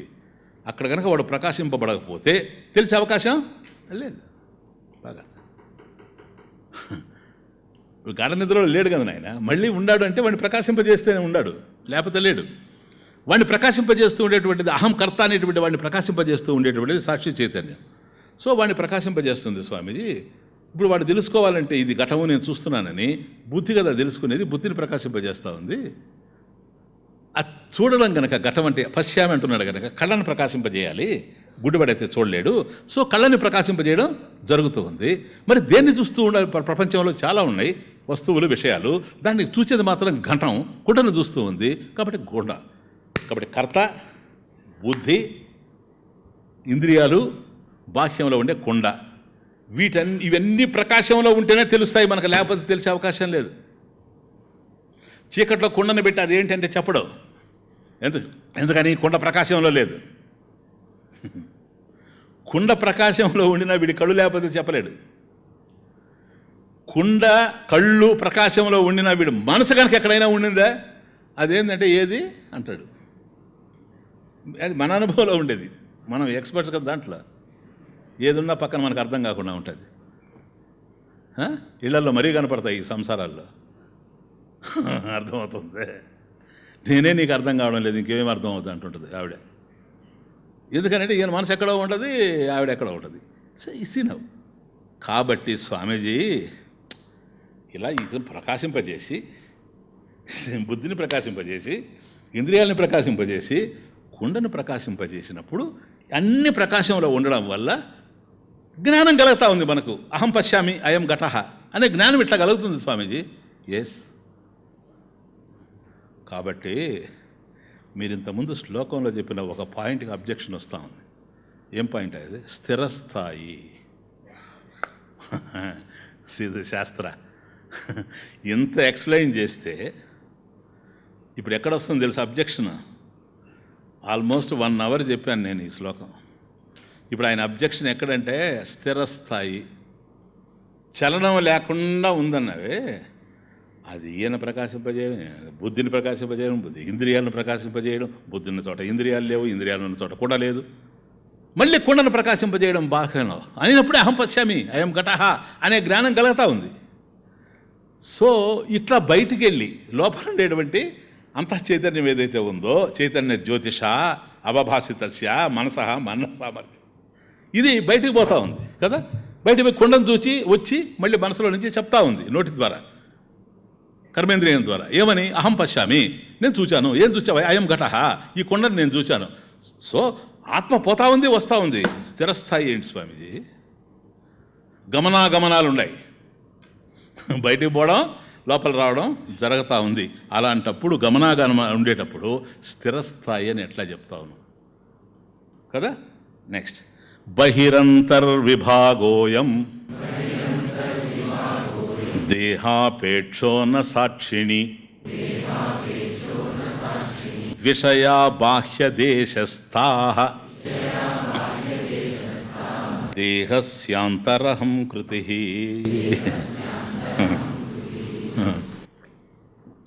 కాబట్టి బయటికి పోతా ఉంది, లోపలికి వస్తూ ఉంది అంటాడు. స్థిరస్థాయి ఏంటి? ఉన్న చోటనే ఉంటే స్థిరస్థాయి. ఆత్మ నేనే, ఇక్కడే ఉంది లోపల, ఓకే, అప్పుడు స్థిరస్థాయి. ఇప్పుడు బయటికి కూడా పోతా ఉంది స్వామీజీ. ఎందుకని? దీని ప్రకాశంతోనే కదా అన్నీ తెలిసేది. ఇంతవరకు మీరు ఇచ్చిన లాజిక్ అంతా అదే కదా. బాహ్యానికి వెళ్ళి రూపాలను చూస్తూ ఉంది, ఆ చూడడానికి బుద్ధిని ఉపయోగించుకుంటుంది, కర్తను ఉపయోగించుకుంటుంది, ఇంద్రియాలను ఉపయోగించుకుంటుంది, బాహ్యానికి పోతూ ఉంది. పోయిన తర్వాత దాన్ని తాకి పిల్లలు కనుక అల్లిదాకా వచ్చినట్టుగా ఓహో నువ్వు కుండవే అని తెలుసుకొని లోపలికి వచ్చి కుండ అంటుంది. బయటికి పోయి కుండను చూచింది, లోపలికి వచ్చి కుండ అంటుంది. కమాన్, గమనాగమనాలు ఉన్నాయి. ఇది ఇంతకుముందు కూడా అదే క్వశ్చన్. లోపలుండే ఆత్మ బయట ఎట్లా ప్రకాశింపజేస్తుందంటే, ఆత్మ లోపలుండేది కాదు, బయట ఉండేది కాదు. ఎందుకని? ఆత్మ కనుక లోపలే ఉంటే బాహ్యాన్ని ప్రకాశింపజేయలేదు. Simple logic, you all can know. I think you know all కదా, తెలుసు కదా మీకు అందరు, యూ ఆల్ నో. బాహ్యంలో ఉంటే లోపల ఎట్లా ప్రకాశింపజేస్తుంది, లోపల ఉంటే బయట ఎట్లా ప్రకాశింపజేస్తుంది, అంతటా ప్రకాశింపజేస్తుంది అనడంలోనే మీనింగ్, ఇంప్లికేషన్ ఏంటి? బాహ్యంలో లేదు, లోపల లేదు, అంతటా ఉంది, ఉండేది అదే. That's the point. అది ఇక్కడ క్లారిటీ. బహిః అంతః విభాగः అయం. ఫస్ట్ లైన్ అయం ఈ, బహిః బాహ్యం, అంతః లోపల, విభాగः ఈ విభజనం ఏదైతే ఉందో అయ్యా, ఈ విభజనం విభజన పథం, విభజన పథం. విభ వేరే, జన వేరే, పథ వేరే, జనపథ వేరే,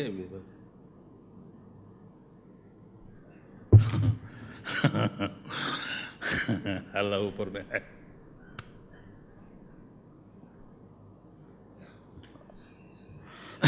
సో అయం బహిః అంతః విభాగः, ఈ లోపల బయట అనేటువంటి విభజన ఏదైతే ఉందో నాయన, దేహాపేక్ష, సెకండ్ లైన్, దేహాపేక్ష న సాక్షిణి. క్లియర్. దేహాపేక్ష నా సాక్షిని. ఈ బాహ్యం లోపల అనేది తమాషా చూడండి, దేహస్థాయి నుంచి కానీ ఆత్మస్థాయి నుంచి కాదు. ఉన్నదంతా ఆత్మే అంతటా ఉండేటప్పుడు దానికి లోపల ఎక్కడ, బయట ఎక్కడ? ఇప్పుడు కొండ అనేది ఒకటి ఉంటే లోపల బయట కదా. ఇప్పుడు ఘటాకాశ, ఇది చూడండి తమాషా, ఘటాకాశ అన్నప్పుడు ఘటస్థ ఆకాశ, ఘటాకాశ అంతే కదా. అంటే కుండలో ఉండే ఆకాశం. నానా ఛిద్ర ఘటోదర స్థిత మహాదీప. ఓకే, కాబట్టి కుండ లోపల అన్నప్పుడు ఆకాశం ఉండేది, ఆకాశం కుండలో ఉందే.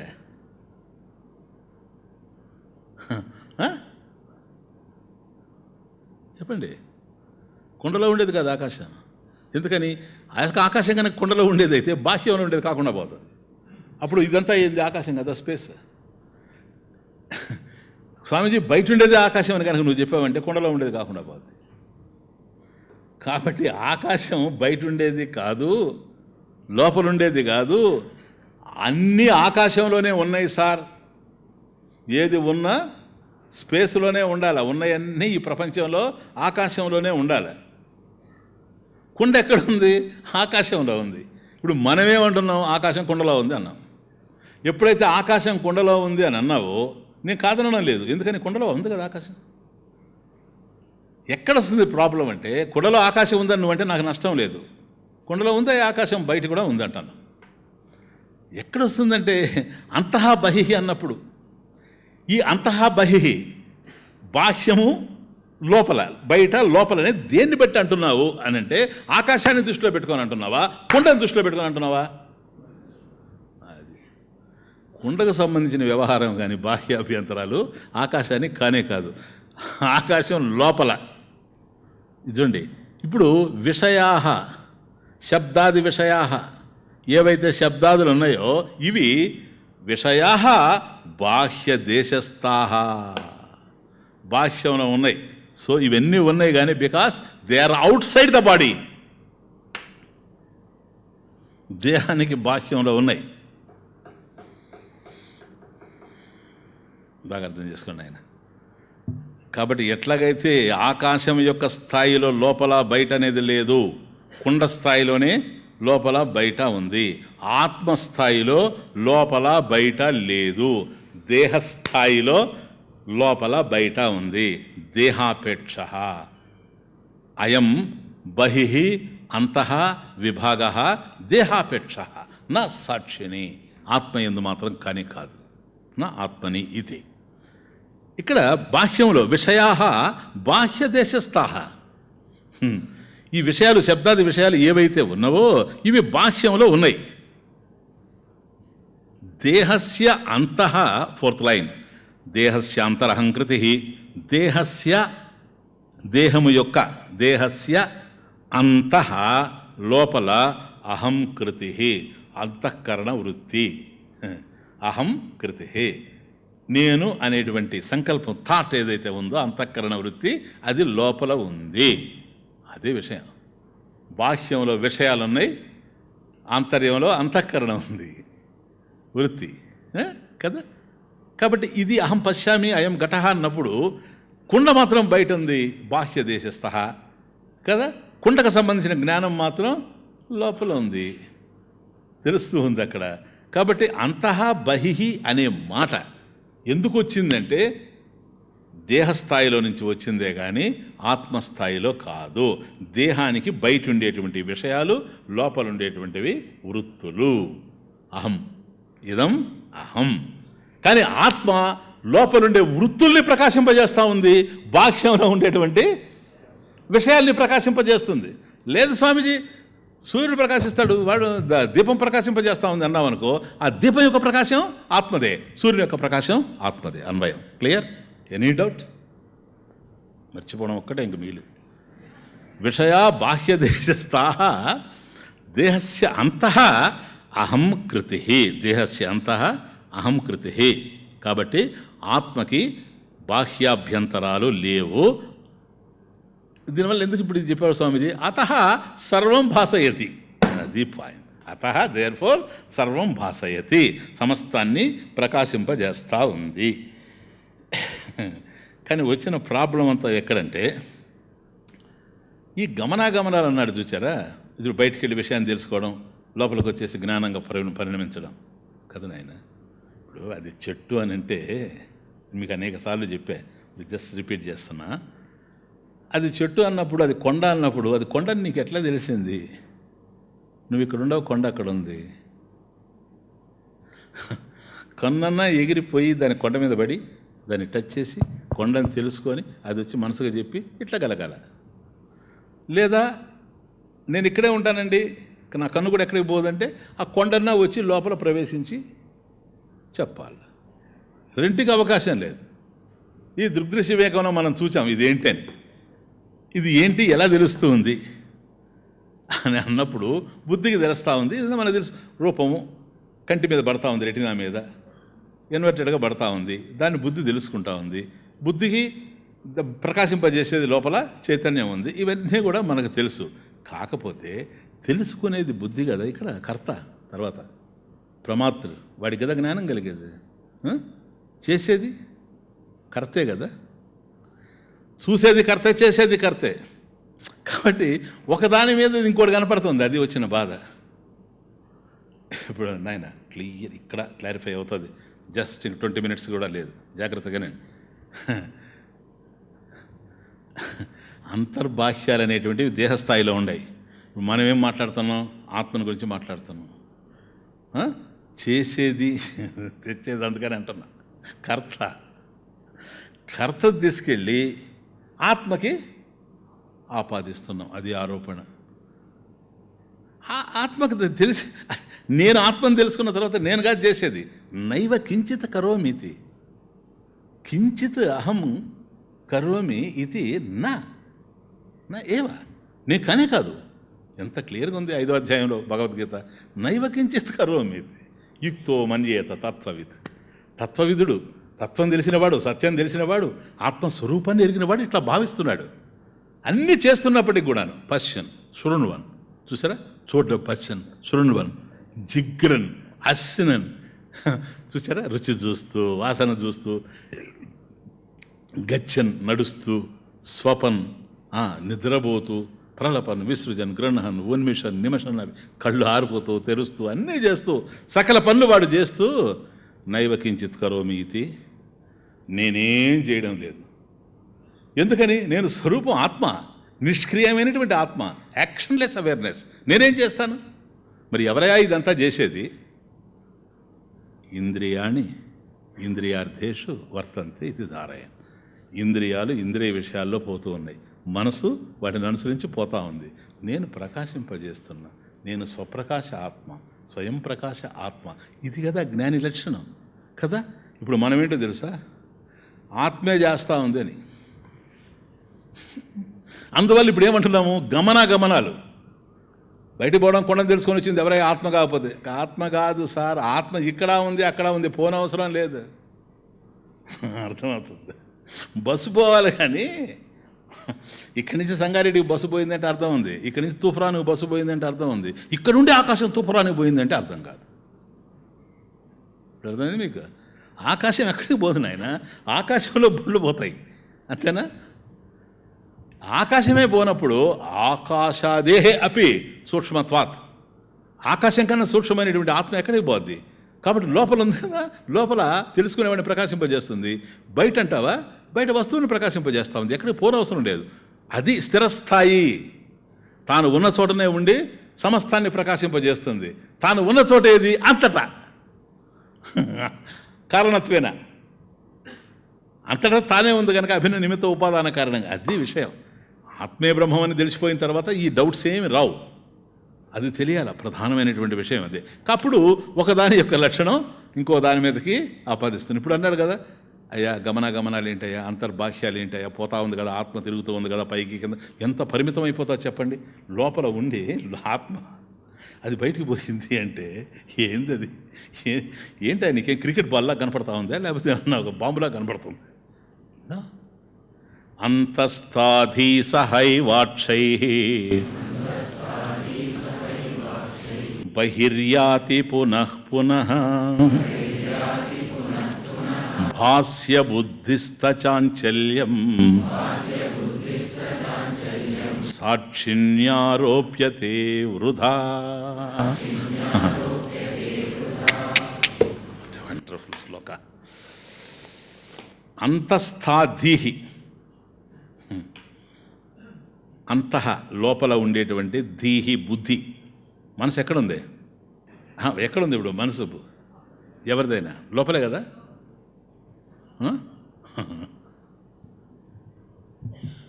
చిన్న చిన్న విషయాలు ఇవి కూడా అర్థం కావు మనకు. నీ మనసు ఎక్కడుందా అంటాడు వీడు. మనసు ఎక్కడ ఉంటుంది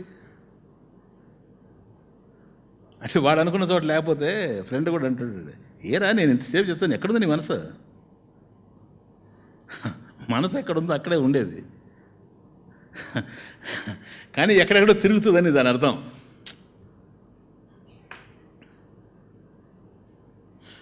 మనసు తిరగడానికి అది పోవాలి బయటికి. అది పోయిందనుకో, ద్వారం ఉండాలి. అది వచ్చే లోపల ద్వారం మూతపడితే తెచ్చేది లేదు, ఇచ్చేది లేదు.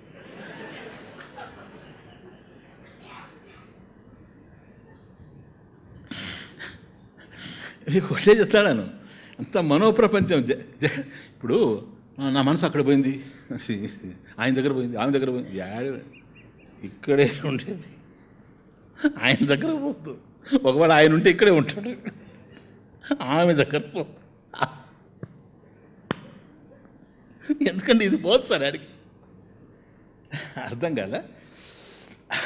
ఆ విషయాలకు సంబంధించి ఇది ముడిపడి ఉంటుంది, తాదాత్మ్యం చెంది. ఇది ఉండేది మాత్రం లోపలే.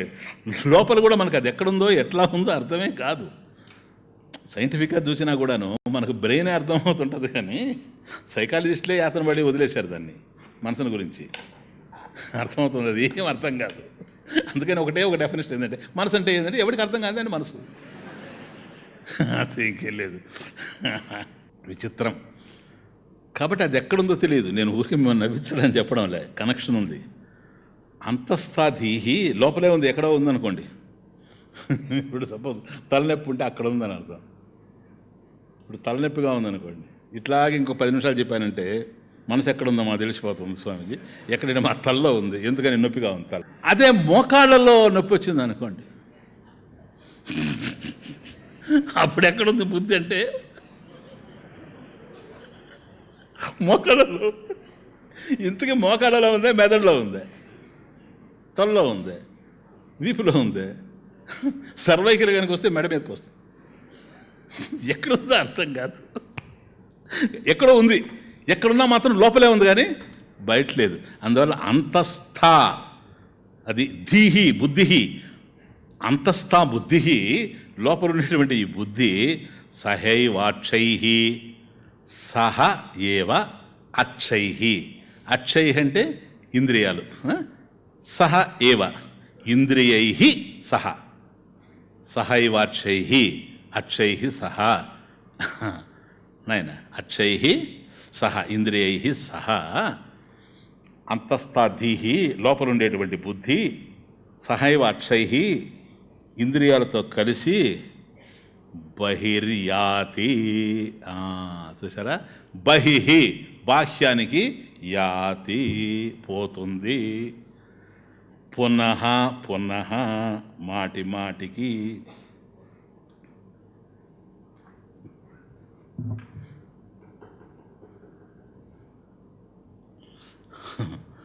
నేను కన్ఫ్యూజ్ కాబాకండి. ఇప్పుడే కదా స్వామిజీ బుద్ధి ఎక్కడ పోదు, లోపల ఉన్నదని మళ్ళీ పోతుంది అంటున్నారే, వాటితో కలిసిపోద్దని. అంటే ఇప్పుడు కళ్ళున్నాయి నాయన, కంటితో కలిస్తేనే బుద్ధి, కన్ను తెలుసుకోలేదు కదా. ఎస్ చక్షుహన పశ్యతి, మీకు తెలుసు కదా, కంటికి రూపాలు అందుతాయి, బుద్ధి జాయిన్ కావాలి కదా. బుద్ధి కదా తెలుసుకునేది, దాన్ని మనసు కదా తెలుసుకునేది. మనసు అన్న బుద్ధి అన్న ఒకటే తెలుసుకుంటుంది. కాబట్టి ఇంద్రియాలతో కలిసి సహా ఏవా కన్నుతో కలిసి రూపాలు తెలుసుకుంటుంది. రూపాలు మాత్రం కంటికి అందుతాయి. కంటికి అందుతాయి కానీ కన్ను అర్థం చేసుకోలేదు, మనసు అర్థం చేసుకుంటా ఉంది. That's all. అంటే మనసు ఇంద్రియాల దగ్గరికి రాకపోతే అర్థం కాదు, అది ఎక్కడన్నా జరగని. దీంతో కలిసి ఉండాలి. వాటికి అది అందుతూ ఉంది కదా, అక్కడ ఏదైతే ఉందో కుండ, అది దీన్ని చూసింది కనుక కన్ను, కుండ అనేటువంటి రూపం కంటిలో పడింది, ఆ కంటిలో పడిన రూపాన్ని చూస్తూ ఉంది. కాబట్టి ఇది కుండతో చేరింది, కుండ దాంతో చేరింది కనుక ఇది కూడా దాంతో చేరినట్లు అయింది. అంతేగాని బాహ్యానికి పరిగెత్తడం, మళ్ళీ తిరిగి రావడం, రిక్షా ముందుకు పోయి వెనక్కి వచ్చినట్టు కాదు. క్లియర్? అక్షయ్ ఇంద్రియాన్ని కదా. కాబట్టి కంటి ద్వారా రూపాలను చూసి, చెవి ద్వారా శబ్దాలు, మళ్ళీ ముక్కు ద్వారా వాసనలు, ఈ విధంగా వీటితో కలిసి అంతస్థా బుద్ధి, ఇంపార్టెంట్, అంతస్థా బుద్ధి, అంతస్థా దీహి, దీహి అంటే బుద్ధి, అక్షై సహ ఏవ కన్నుతో, ముక్కుతో, నాలుకతో, చెవితో, చర్మంతో కలిసి ఇంద్రియై సహ బహి యాతి, అంటే పునః పునః యాతి, మళ్ళీ మళ్ళీ పోతా ఉంది. ఇప్పుడు ఇటు చూస్తున్నా ఆయన కుండ కనపడ్డది, ఈ లోపల ధన్నని ఒక శబ్దం వినిపించింది అనుకోండి వెనక, ఆ శబ్దం ఏమో అర్థం కాలేదు, వెంటనే ఇటు తిరుగుతుంది కదా. ఇప్పుడు ఎట్లా పోతుంది ఆ శబ్దం వచ్చిన చోటకి? కుండ ఇక్కడ ఉంది, శబ్దం ఇటు ఉంది కదా, ఇటు తిరుగుతాడు కదా మనిషి. అంటే శబ్దం ఎక్కడైతే వచ్చిందో ఆ వైపుకు పోతా ఉన్నాడు, ఇక్కడ లేడు. ఇంతకుముందు పోయాడు, ఇప్పుడు మళ్ళీ ఇటు పోతున్నాడు. వాసన ఎట్లా వచ్చిందో అర్థంగా అట్లా అంటున్నాడు. Understand the point? కాబట్టి ఇంద్రియై సహా అక్షై సహా ఇంద్రియాలతో కలిసి ఇప్పుడు కుండను చూడడానికి పోయినాడు అని అన్నాడు. పోవడం అంటే ఇప్పుడు అలంకారిక భాష మీకు అర్థమవుతా ఉంది. వాటితో చేరడమే పోవడం అంటే, తెలుసుకోవడమే. ఇటు పోయినాడు, రూపం చూచాడు, అటు పోయినాడు, శబ్దం చూచాడు. అసలు ఏమి లేకుండా ఆలోచన ఉందనుకోండి, ఏది మనసు ఆలోచిస్తూ ఆలోచన చూస్తాడు కదా, అది అక్కడ. వీటితో బుద్ధి అన్ని విధాలు బహి, ఓసారి వెళ్ళి మళ్ళీ వస్తేనే ఇంకోసారి పోయేది. యాతి పునః పునః యాతి, మళ్ళీ మళ్ళీ పోతాడు. ఒక్కసారి పోయినాడు కదా, ఎన్నిసార్లు పోతాడంటే, పోయినాడు మళ్ళీ వచ్చాడని, అప్పుడే మళ్ళీ రెండోసారి పోగాడు. పోయినాడు అట్లే పోతే ఇంకొచ్చేది. అందుకని పోతా ఉండాలా, వస్తూ ఉండాలా, ఎన్నిసార్లు అయినా సరే. ఏముంది, ఫ్లైటే కదా, ఢిల్లీకి హైదరాబాద్కి ఏముంది డిఫరెంట్. ఎన్నిసార్లు అన్నా పోవచ్చు, ఎన్నిసార్లు అన్నా రావచ్చు. అది పునః పునః యాతి, మళ్ళీ మళ్ళీ పోతూ ఉంటాడు. ఇప్పుడు ఈ చంచలత్వం ఎక్కడ కనపడుతుంది మీకు? రావడం పోవడం అనేటువంటిది చలనం ఎవరికి సంబంధించింది కదా? బుద్ధికి. మనసు అన్న బుద్ధి అన్నట్టే కదా, మనసుకు సంబంధించింది. ఇప్పుడు ఇంతకుముందు మనం చెప్పింది ఏంది? ఆత్మ బయటికి పోతా ఉంది. అది థర్డ్ లైన్. భాష్య బుద్ధిస్థ చాంచల్యం. భాష్య అంటే చెప్పాను కదా, ప్రకాశింపబడేవి భాష్యములు, ప్రకాశించేది భాసక. భాష్య భాసక సంబంధ ఇది. ప్రకాశింపజేసేది ఆత్మ, అంతే కదా. ఇప్పుడు అర్థమైపోయింది కదా మీకు, సర్వ ప్రకాశాలు దానికి సంబంధించినవే, అన్ని జడాలే. ఎక్కడ ఏ ప్రకాశం ఉన్నా ఆత్మ ప్రకాశమే. ఆత్మ ప్రకాశం చేత అవి ప్రకాశిస్తూ ఉన్నాయి. క్లియర్? భాసక ఆత్మ ఏవ, అందువల్ల సర్వావభాసక, సమస్తాన్ని ప్రకాశింపజేసేది ఆత్మ ఒకటే. మిగతా అన్నీ ప్రకాశింపబడుతూ ఉన్నాయి. అప్పుడు బుద్ధి ప్రకాశింపబడతా ఉంది. బుద్ధిని ప్రకాశింపజేసేది కూడా ఆత్మే. గాఢ నిద్రలో బుద్ధి లేకపోయినా ఆత్మ ఉంది. మళ్ళీ బుద్ధి వచ్చిన తర్వాత, నిద్ర మేలుకున్న తర్వాత బుద్ధిని ప్రకాశింపజేసేది ఆత్మే. కాబట్టి ఆత్మ చేత ఇది భాష్యం. అర్థమవుతుంది ఆయన? భాష్యం. కాబట్టి భాష్య బుద్ధిస్థ బుద్ధిలో ఉండేటువంటి బుద్ధిస్థ చాంచల్యం. చపలస్య భావ చాంచల్యం. చపలత్వ భావ అంటే ఏంటి? పోతూ ఉండడం, వస్తూ ఉండడం, తిరుగుతూ ఉండడం, దట్టపోవడం, ఇటుపోవడం. కోతి చపలం అంటాం మనం. ఎందుకు చపలం అంటే ఇక్కడ ఒక చోట ఉండదండి, ఇటు పోద్ది, అటు పోద్ది, అటు పోద్ది. ఇదిగో మనసు అంతే. ఇది చాంచల్యం. భాస్య బుద్ధిస్థ చాంచల్యం సాక్షిణి ఆత్మని ఆరోప్యతే, దాని యందు ఆరోపించబడడం జరుగుతుంది. వృధా అవివేకేన, జ్ఞానం లేకపోవడం వల్ల బుద్ధి పరుగులెత్తుతూ ఉంటే ఆత్మ పరుగులెత్తుతూ ఉందని బుద్ధి లక్షణాలను తీసుకెళ్ళి ఆత్మ యందు ఆరోపించడం జరుగుతూ ఉంది. కాబట్టి సాక్షి ఏదైతే ఉందో, ఆత్మ చైతన్యం ఏదైతే ఉందో అది భాసక, బుద్ధి ఏదైతే ఉందో భాస్యం. కాబట్టి అది ప్రకాశిస్తూ ఉంది, దీన్ని ప్రకాశింపజేస్తూ ఉంది. గమనాగమనాలు బుద్ధివే కానీ ఆత్మవి మాత్రం క్లియర్గా ఉంది. భాస్య బుద్ధిస్థ చాంచల్యం, ప్రకాశింపబడినటువంటి బుద్ధిలో ఉండేటువంటి చాంచల్యాన్ని సాక్షిని ఆరోప్యతే. అంటే భాసకే ఆత్మని సాక్షిని ఆరోప్యతే వృధా అవివేకేన ఆరోప్యతే. వివేకం లేకపోవడం వల్ల దీన్ని తీసుకెళ్ళి దాని యందు ఆరోపించడం జరుగుతుంది. కాబట్టి చాంచల్యం అనేది, ఆ పరుగులెత్తడం, గమనాగమనాలు అనేది ఆత్మ యందు ఉందే. అతః న సత్యం సాక్షిణ చాంచల్యం ఇది అభిప్రాయ. కాబట్టి ఆత్మలో ఏ విధమైనటువంటి చాంచల్యం లేదు, దాంట్లో గమనాగమనాలు లేవు అనేది క్లియర్గా అర్థమవుతూ ఉంది. ఒకదాని లక్షణాన్ని తీసుకెళ్ళి ఇంకొక దాని యందు ఆరోపిస్తున్నాం. ఈ కర్తృత్వము, భోక్తృత్వము ఇవన్నీ కూడాను. అదే స్వామి 2వ అధ్యాయంలో అర్జున, అసలు నువ్వు చంపేదేంది? చంపేవాడెవడు, చంపించేవాడెవడు? ఈ వెరీ ఇంపార్టెంట్ పాయింట్స్ అవన్నీ. ఎందుకంటే నువ్వు ఆత్మవేం తెలిస్తే నువ్వు చంపేవాడివి కాదు, చంపబడేవాడివి కాదు. నయనం చెందంతే శస్త్రాడి వచ్చేస్తుంది అక్కడి నుంచి. కాబట్టి నీవేమిటో నీకు తెలియకపోవడం వల్ల నేను పుట్టేవాడిని అంటావు. ఆ పుట్టేది దేహం యొక్క లక్షణం. నేను పుడతాను కాబట్టి నేను చచ్చిపోతానేమో అంటాడు అని భయపడతాడు. ఆ చచ్చిపోయేది ఎవరు? దేహం. అది నువ్వు కాదని తెలిస్తే, కుక్క చచ్చిపోయింది నువ్వేమనుకుంటున్నావు? ఏం లేదు. ఒక దోమ చచ్చిపోయింది నువ్వేమనుకుంటున్నావు? ఏమీ లేదు. దేహం చచ్చిపోయింది, అట్లాగే ఉంటావు. నీకు అది కాదు, నీకు సంబంధించింది కానే కాదు. ఇదంతా ఆరోపణలు వచ్చి పడుతూ ఉన్నాయి. కాబట్టి నాయన జస్ట్ అండర్స్టాండ్, విషయాలు బయట ఉన్నాయి, ఇవి లోపలికి పోలేవు. విషయాలు లోపలేవు అంటే మనకు అనిపిస్తుంది, ఎందుకు పోలేవు అంటే మైసూర్ పాకే కాదు విషయం అంటే, పాయిజన్ కూడా. ఏం సార్? అదే కనుక కోకోకోలా అయితే, థమ్సప్ అయితే పోతాయి స్వామి, పోతాయి. విషయాలు అన్నప్పుడు అవే కాదు, ఎంట్రీని పట్టిన డబ్బా కూడా ఉన్నాయి పక్కనే. విషయాలు లోపలికి పోయేది ఏమి లేదు సార్, అవి అలా ఉంటాయి. విషయాలు అలా ఉంటాయి. జ్ఞానం విషయంలో నేను చెప్పేది, తినడం కాదు, ఉంటాయి విషయాలు ఉంటాయి. అందువల్ల ఇంతకుముందు చూసాం, శబ్దాది విషయా బాహ్యస్థా, బాహ్య దేశస్థా, అంతే కదా. బాహ్య దేశంలోనే ఉన్నాయి విషయాలన్నీ కూడాను, లోపలికి వెళ్ళేటువంటి అవకాశం లేవు. ఒకవేళ చెవులకి శబ్దాలు అందినా మనసుకి చేరాలా, కళ్ళకు రూపాలు అందినా మనసుకు చేరాలి, బుద్ధికి. ఆ బుద్ధి ఎక్కడుందో తెలియదు. కాబట్టి ఆ బుద్ధి వీటి ద్వారా బయటికి వెళ్ళే అవకాశం లేదు. అందుకని ఇవే లోపలికి పోవాలి. ఇవి లోపలికి పోలేవు. ఎందుకని?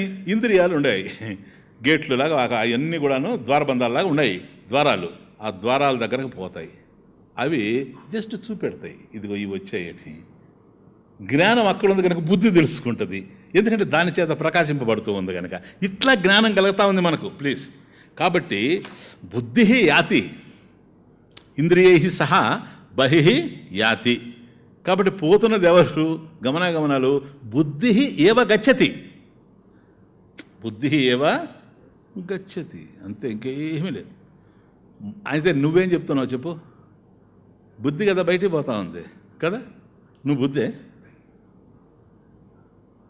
బుద్ధి కాదు సార్, బుద్ధి వెనకుండే కర్త కూడా నువ్వు కాదు కదా. కర్తను ప్రకాశింపజేసే ఆత్మ కదా నువ్వు. ఇప్పుడు బుద్ధి కదా పోయేది. వీడేమంటాడు? వీడు సాక్షి, కానీ ఏమంటాడు?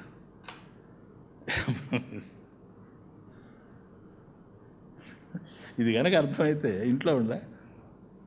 ఉదయం ఆఫీస్ నేను వెళ్ళొస్తా చెప్పా అంటదాడు. క్లాస్ కనుకుంటే ఎందుకని నువ్వు పోయేవాడు కాదు వచ్చేవాడు బా పోయే దేహం వచ్చేస్తే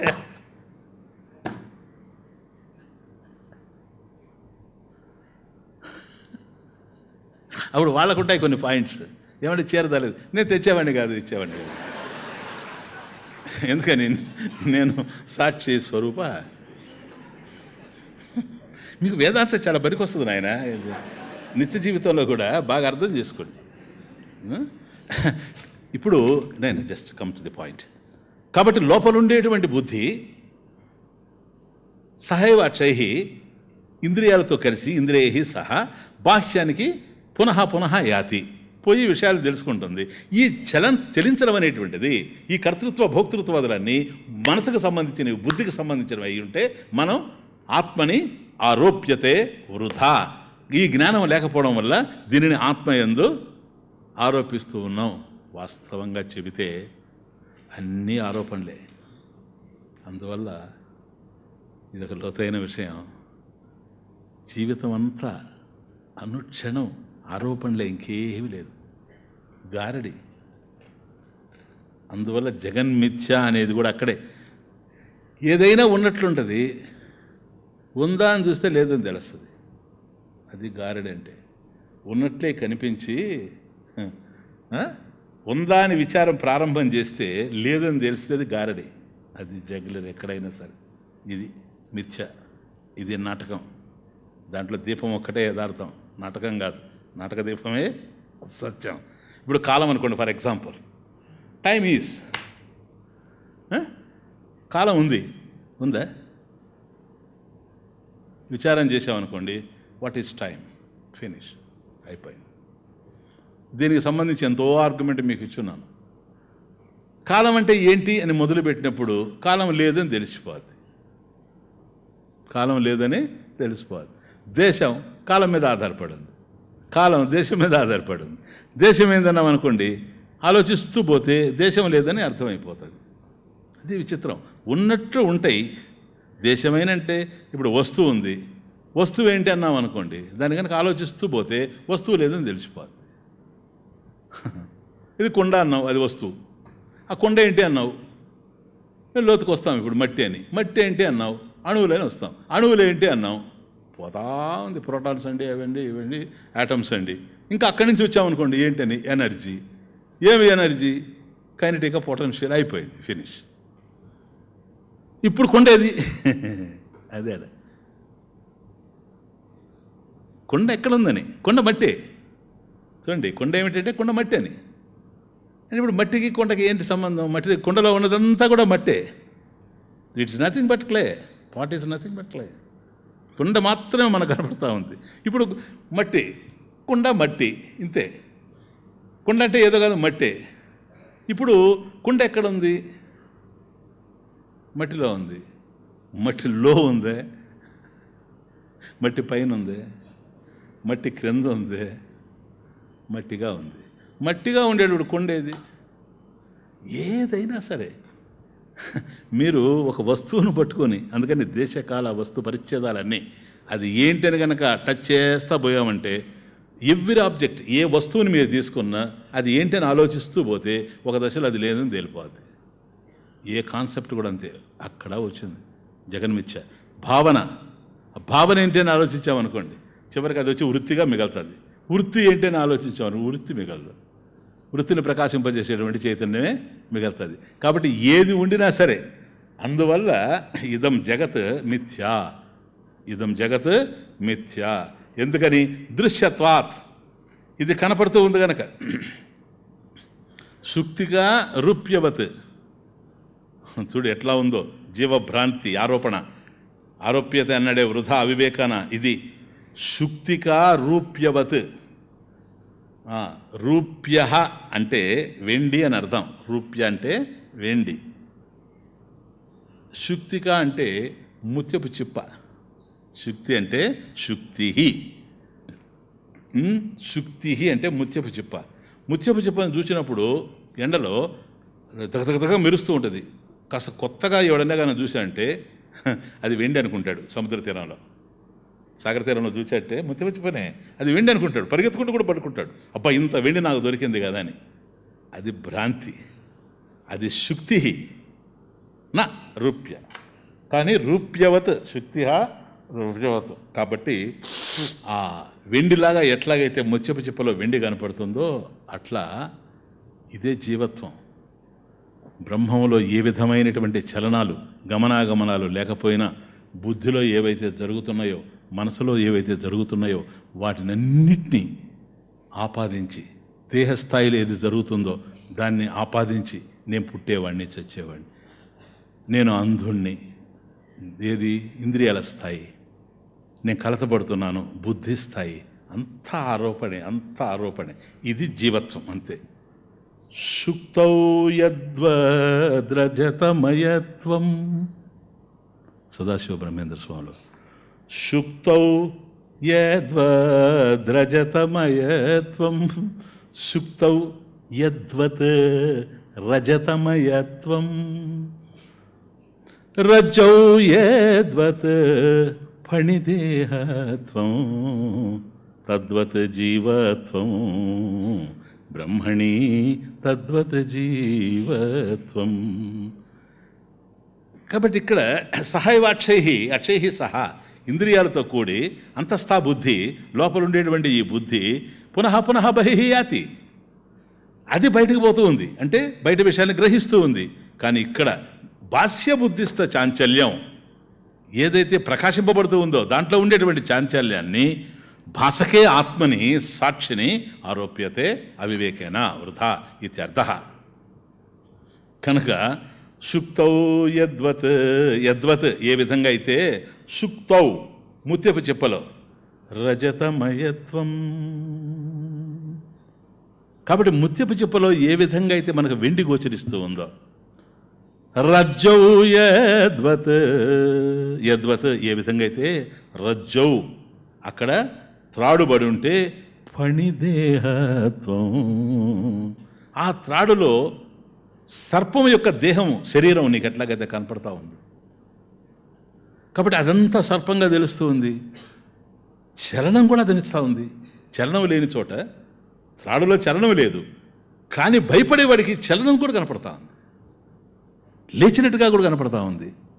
ఆ త్రాడుకు చివర కొన్ని పోగులు అవి ఉంటే అదే వాడికి ఏదో కూరలు బయటకు వచ్చినట్టుగా కనపడతా ఉన్నాయి. పని దేహత్వం. కాబట్టి సర్పం యొక్క దేహం, పాము యొక్క దేహం ఈ త్రాటిలోనే ఉన్నట్టుగా గోచరిస్తూ ఉంది. వాస్తవానికి ఆ సర్పదేహం త్రాడులో లేనే లేదు. క్లియర్? కాబట్టి ఏదైతే మనం రజతం అనుకుంటూ ఉన్నామో వెండి, అది ముత్యపు చిప్పలో దొరికే అవకాశమే లేదు. అక్కడ లేనిది ఉన్నట్లు చూస్తూ ఉన్నాము. భాష్య బుద్ధిస్థ చాంచల్యం సాక్షిని ఆరోప్యతే యథా. భాసకే ఆత్మని సాక్షిని ఆరోప్యతే వృథా అవివేకేన ఆరోప్యతే ఇత్యర్థః. దీనికి ఒక చిన్న ఎగ్జాంపుల్ ఇస్తున్నాడు. ఎగ్జాంపులే కనుక 1 minute. నెక్స్ట్ శ్లోక దృష్టాంతః. ఇది బాగా అర్థం కావడానికి. గృహాంతరగత స్వల్పో గవాక్షాదాతపోచలః తత్ర హస్తే నర్త్యమానే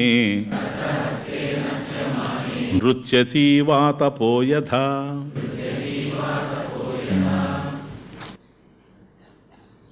అయిపోయింది. ఇప్పుడు చూడండి, ఒకదాని లక్షణాలు ఇంకో దాని యందు ఆరోపించడం కదా. బుద్ధిలో ఉండేటువంటి చాంచల్యాన్ని తీసుకెళ్ళి ఆత్మ యందు ఆరోపిస్తున్నాం. బుద్ధి బాధలన్నీ నాకు సంబంధించినవి అంటున్నాం. దేహంలో ఉండే లక్షణాలన్నీ ఆత్మ యందు ఆరోపిస్తున్నాం. దేహ బాధలన్నీ నా బాధలు అంటున్నాం. నీకు దేహం ఉండొచ్చు, నువ్వు దేహం కాదు. నీకు బుద్ధి ఉండొచ్చు, వాస్తవానికి బుద్ధి లేకపోయినా నువ్వు ఉంటావు. అర్థమైంది? నువ్వు ఉంటే బుద్ధి ఉంది, బుద్ధి లేకపోయినా నువ్వు ఉంటావు. నిన్ను మెజర్ చేయడానికి, నీ వైభవాన్ని చెప్పడానికి బుద్ధి అవసరం లేదు. ఎందుకని? నువ్వు ఉంటే అది ప్రకాశిస్తూ ఉంది సార్. నా తత్ర సూర్యోభాతి. అదే కదా. ఇప్పుడు దీని లక్షణాలు దాన్ని ఆరోపించి కదా బాధపడుతున్నాం. ఇదిగో అదే. గృహాంతరగత స్వల్పో గవాక్షాత్ ఆతపోచల. గృహ అంతర, ఇంటి లోపల, గత ఆగత, ఇంటి లోపలికి వచ్చినటువంటి గృహాంతరగత, ఇంటి లోపలికి ఏమొచ్చింది? ఆ తప, ఎండ. ఇంట్లోకి ఎండ ఎట్లా వస్తుంది స్వామీజీ? గవాక్షాత్, అందులో కిటికీ గుండా, ఒక కిటికీలో నుంచి ఎండ లోపలికి వచ్చింది, ఇంట్లో పడింది. అచలహ, లోపల పడిన అది ఎండ కదలదు, చలించదు. ఎండంతా మన ఇంట్లోకి రాదు. స్వల్ప ఆతప, స్వల్ప ఆతప ఆగత, కొద్దిగా వస్తుంది. బయట ఎంతో ఉంది ఎండ, మన ఇంటికి కిటికీ ఉంది నాయన. బాగా చూడండి, మంచి ఎగ్జాంపుల్. కిటికీ ఉంది, లోపల నుంచి బయట నుంచి ఎండ కిటికీ ద్వారా, గుమ్మం ద్వారా లోపలికి వెళ్ళింది, అక్కడ ఇంట్లో పడింది. కొద్దిగానే అది ఎండ వస్తుంది. అంటే కిటికీ ఎంత ఉందో అంత వస్తుంది, కిటికీ కొద్దిగానే ఉంటుంది కనుక కొద్దిగా ఎండ వచ్చింది. స్వల్ప ఆతప గవాక్షాత్, కిటికీలో నుంచి వచ్చింది, అక్కడ ఎండ పడింది. ఇప్పుడు ఆ ఎండ ఏమన్నా అక్కడి నుంచి దానికి ఆకలేసిన కిచెన్లో పోదు కదా, మనిషి పోతాడు. ఎండ ఎక్కడ పడిందో అక్కడే ఉంటుందే, లేకపోతే ఇల్లంతా తిరగద్దే. అచల, కదిలిక ఉండదు, అక్కడే ఉంటుంది, కదిలిక లేకుండా అక్కడ ఉంటుంది. ఇప్పుడు చూడండి తమాషా. తత్ర, తత్ర, తత్ర అంటే తస్మిన్ ఆతపే, తత్ర తస్మిన్ ఆతపే, ఆ ఎండలో, లోపల పడిన ఎండలో, బయట ఎండలో కాదు సార్, లోపల పడినటువంటి ఎండలో, తత్ర అంటే తస్మిన్ ఆతపే, హస్తే నర్త్యమానే, సీనో లోపల పడింది ఎండ కదా, అచల అదేం కదలదు. తత్ర తస్మిన్ ఆతపే, ఇదిగో హస్తే నర్త్యమానే, నేను ఇక్కడ నిలబడుకొని ఇలా అన్నాను అనుకోండి, హస్తే నర్త్యమానే, నృత్యం చేయి కనుక అట్లా కదిలించేస్తే ఏమవుతుందో తెలుసా? లాస్ట్ లైన్, తత్ర హస్తే నర్త్యమానే, హస్తం ఎప్పుడైతే మనం కదిలిస్తామో, నృత్యతీవ ఆతప యథా, ఆతప ఆ ఎండ కదులుతూ ఉన్నట్టుగా మనకు కనపడుతుంది. ఇదేమన్నా బ్రహ్మాండమా? అర్థం కాదు కదా. లోపల ఎండబడింది నాయన, అది కదలదు. దాంట్లో కనుక నువ్వు చేయి పెట్టి కనుక ఎట్టి అన్నావంటే ఆ ఎండ కదలుతూ ఉంటుంది. నీ చేయి దొరకకుండా ఎవడన్నా దాన్ని చూసాంటే దెయ్యమని కూడా అనుకోవచ్చు ఇంట్లో. తత్ర హస్తే నర్త్యమానే నృత్యతీవ ఆతపో యథా, యథా ఏ విధంగా అయితే మన చెయ్యి మనం కదిలిస్తూ ఉంటే అక్కడ ఎండ కదులుతూ ఉన్నది అనే భ్రాంతి మనకి ఎట్లాగైతే కదులుతూ ఉందో, ఏర్పడుతూ ఉందో, అట్లాగే బుద్ధి చెలిస్తూ ఉంటే అవివేకం చేత ఆత్మే చెలిస్తూ ఉంది అని అనిపిస్తూ ఉంది. ఆత్మ అచలహ యథా ఆతప అచలహ, ఎట్లాగైతే ఎండ చలించకుండా ఉందో ఆత్మ కూడా చలించకుండా ఉంది. కానీ మన చెయ్యి కదిలినప్పుడు ఎండ కదిలినట్టుగా ఎట్లాగైతే తెలుస్తూ ఉందో అట్లాగే బుద్ధి చెలించినప్పుడు ఆత్మ చెలిస్తున్నట్టుగా అర్థమైపోతుంది. వాస్తవానికి ఇక్కడ నర్తకి ఎవరు? నర్తకి మతిహి, డాన్స్ చేసేది బుద్ధే కానీ ఆత్మ మాత్రం కానీ కాదు. అచలహ ఏవ వర్తతే, అది న చలతి ఇత్యర్థ, ఆత్మ న చలతి ఇత్యర్థ.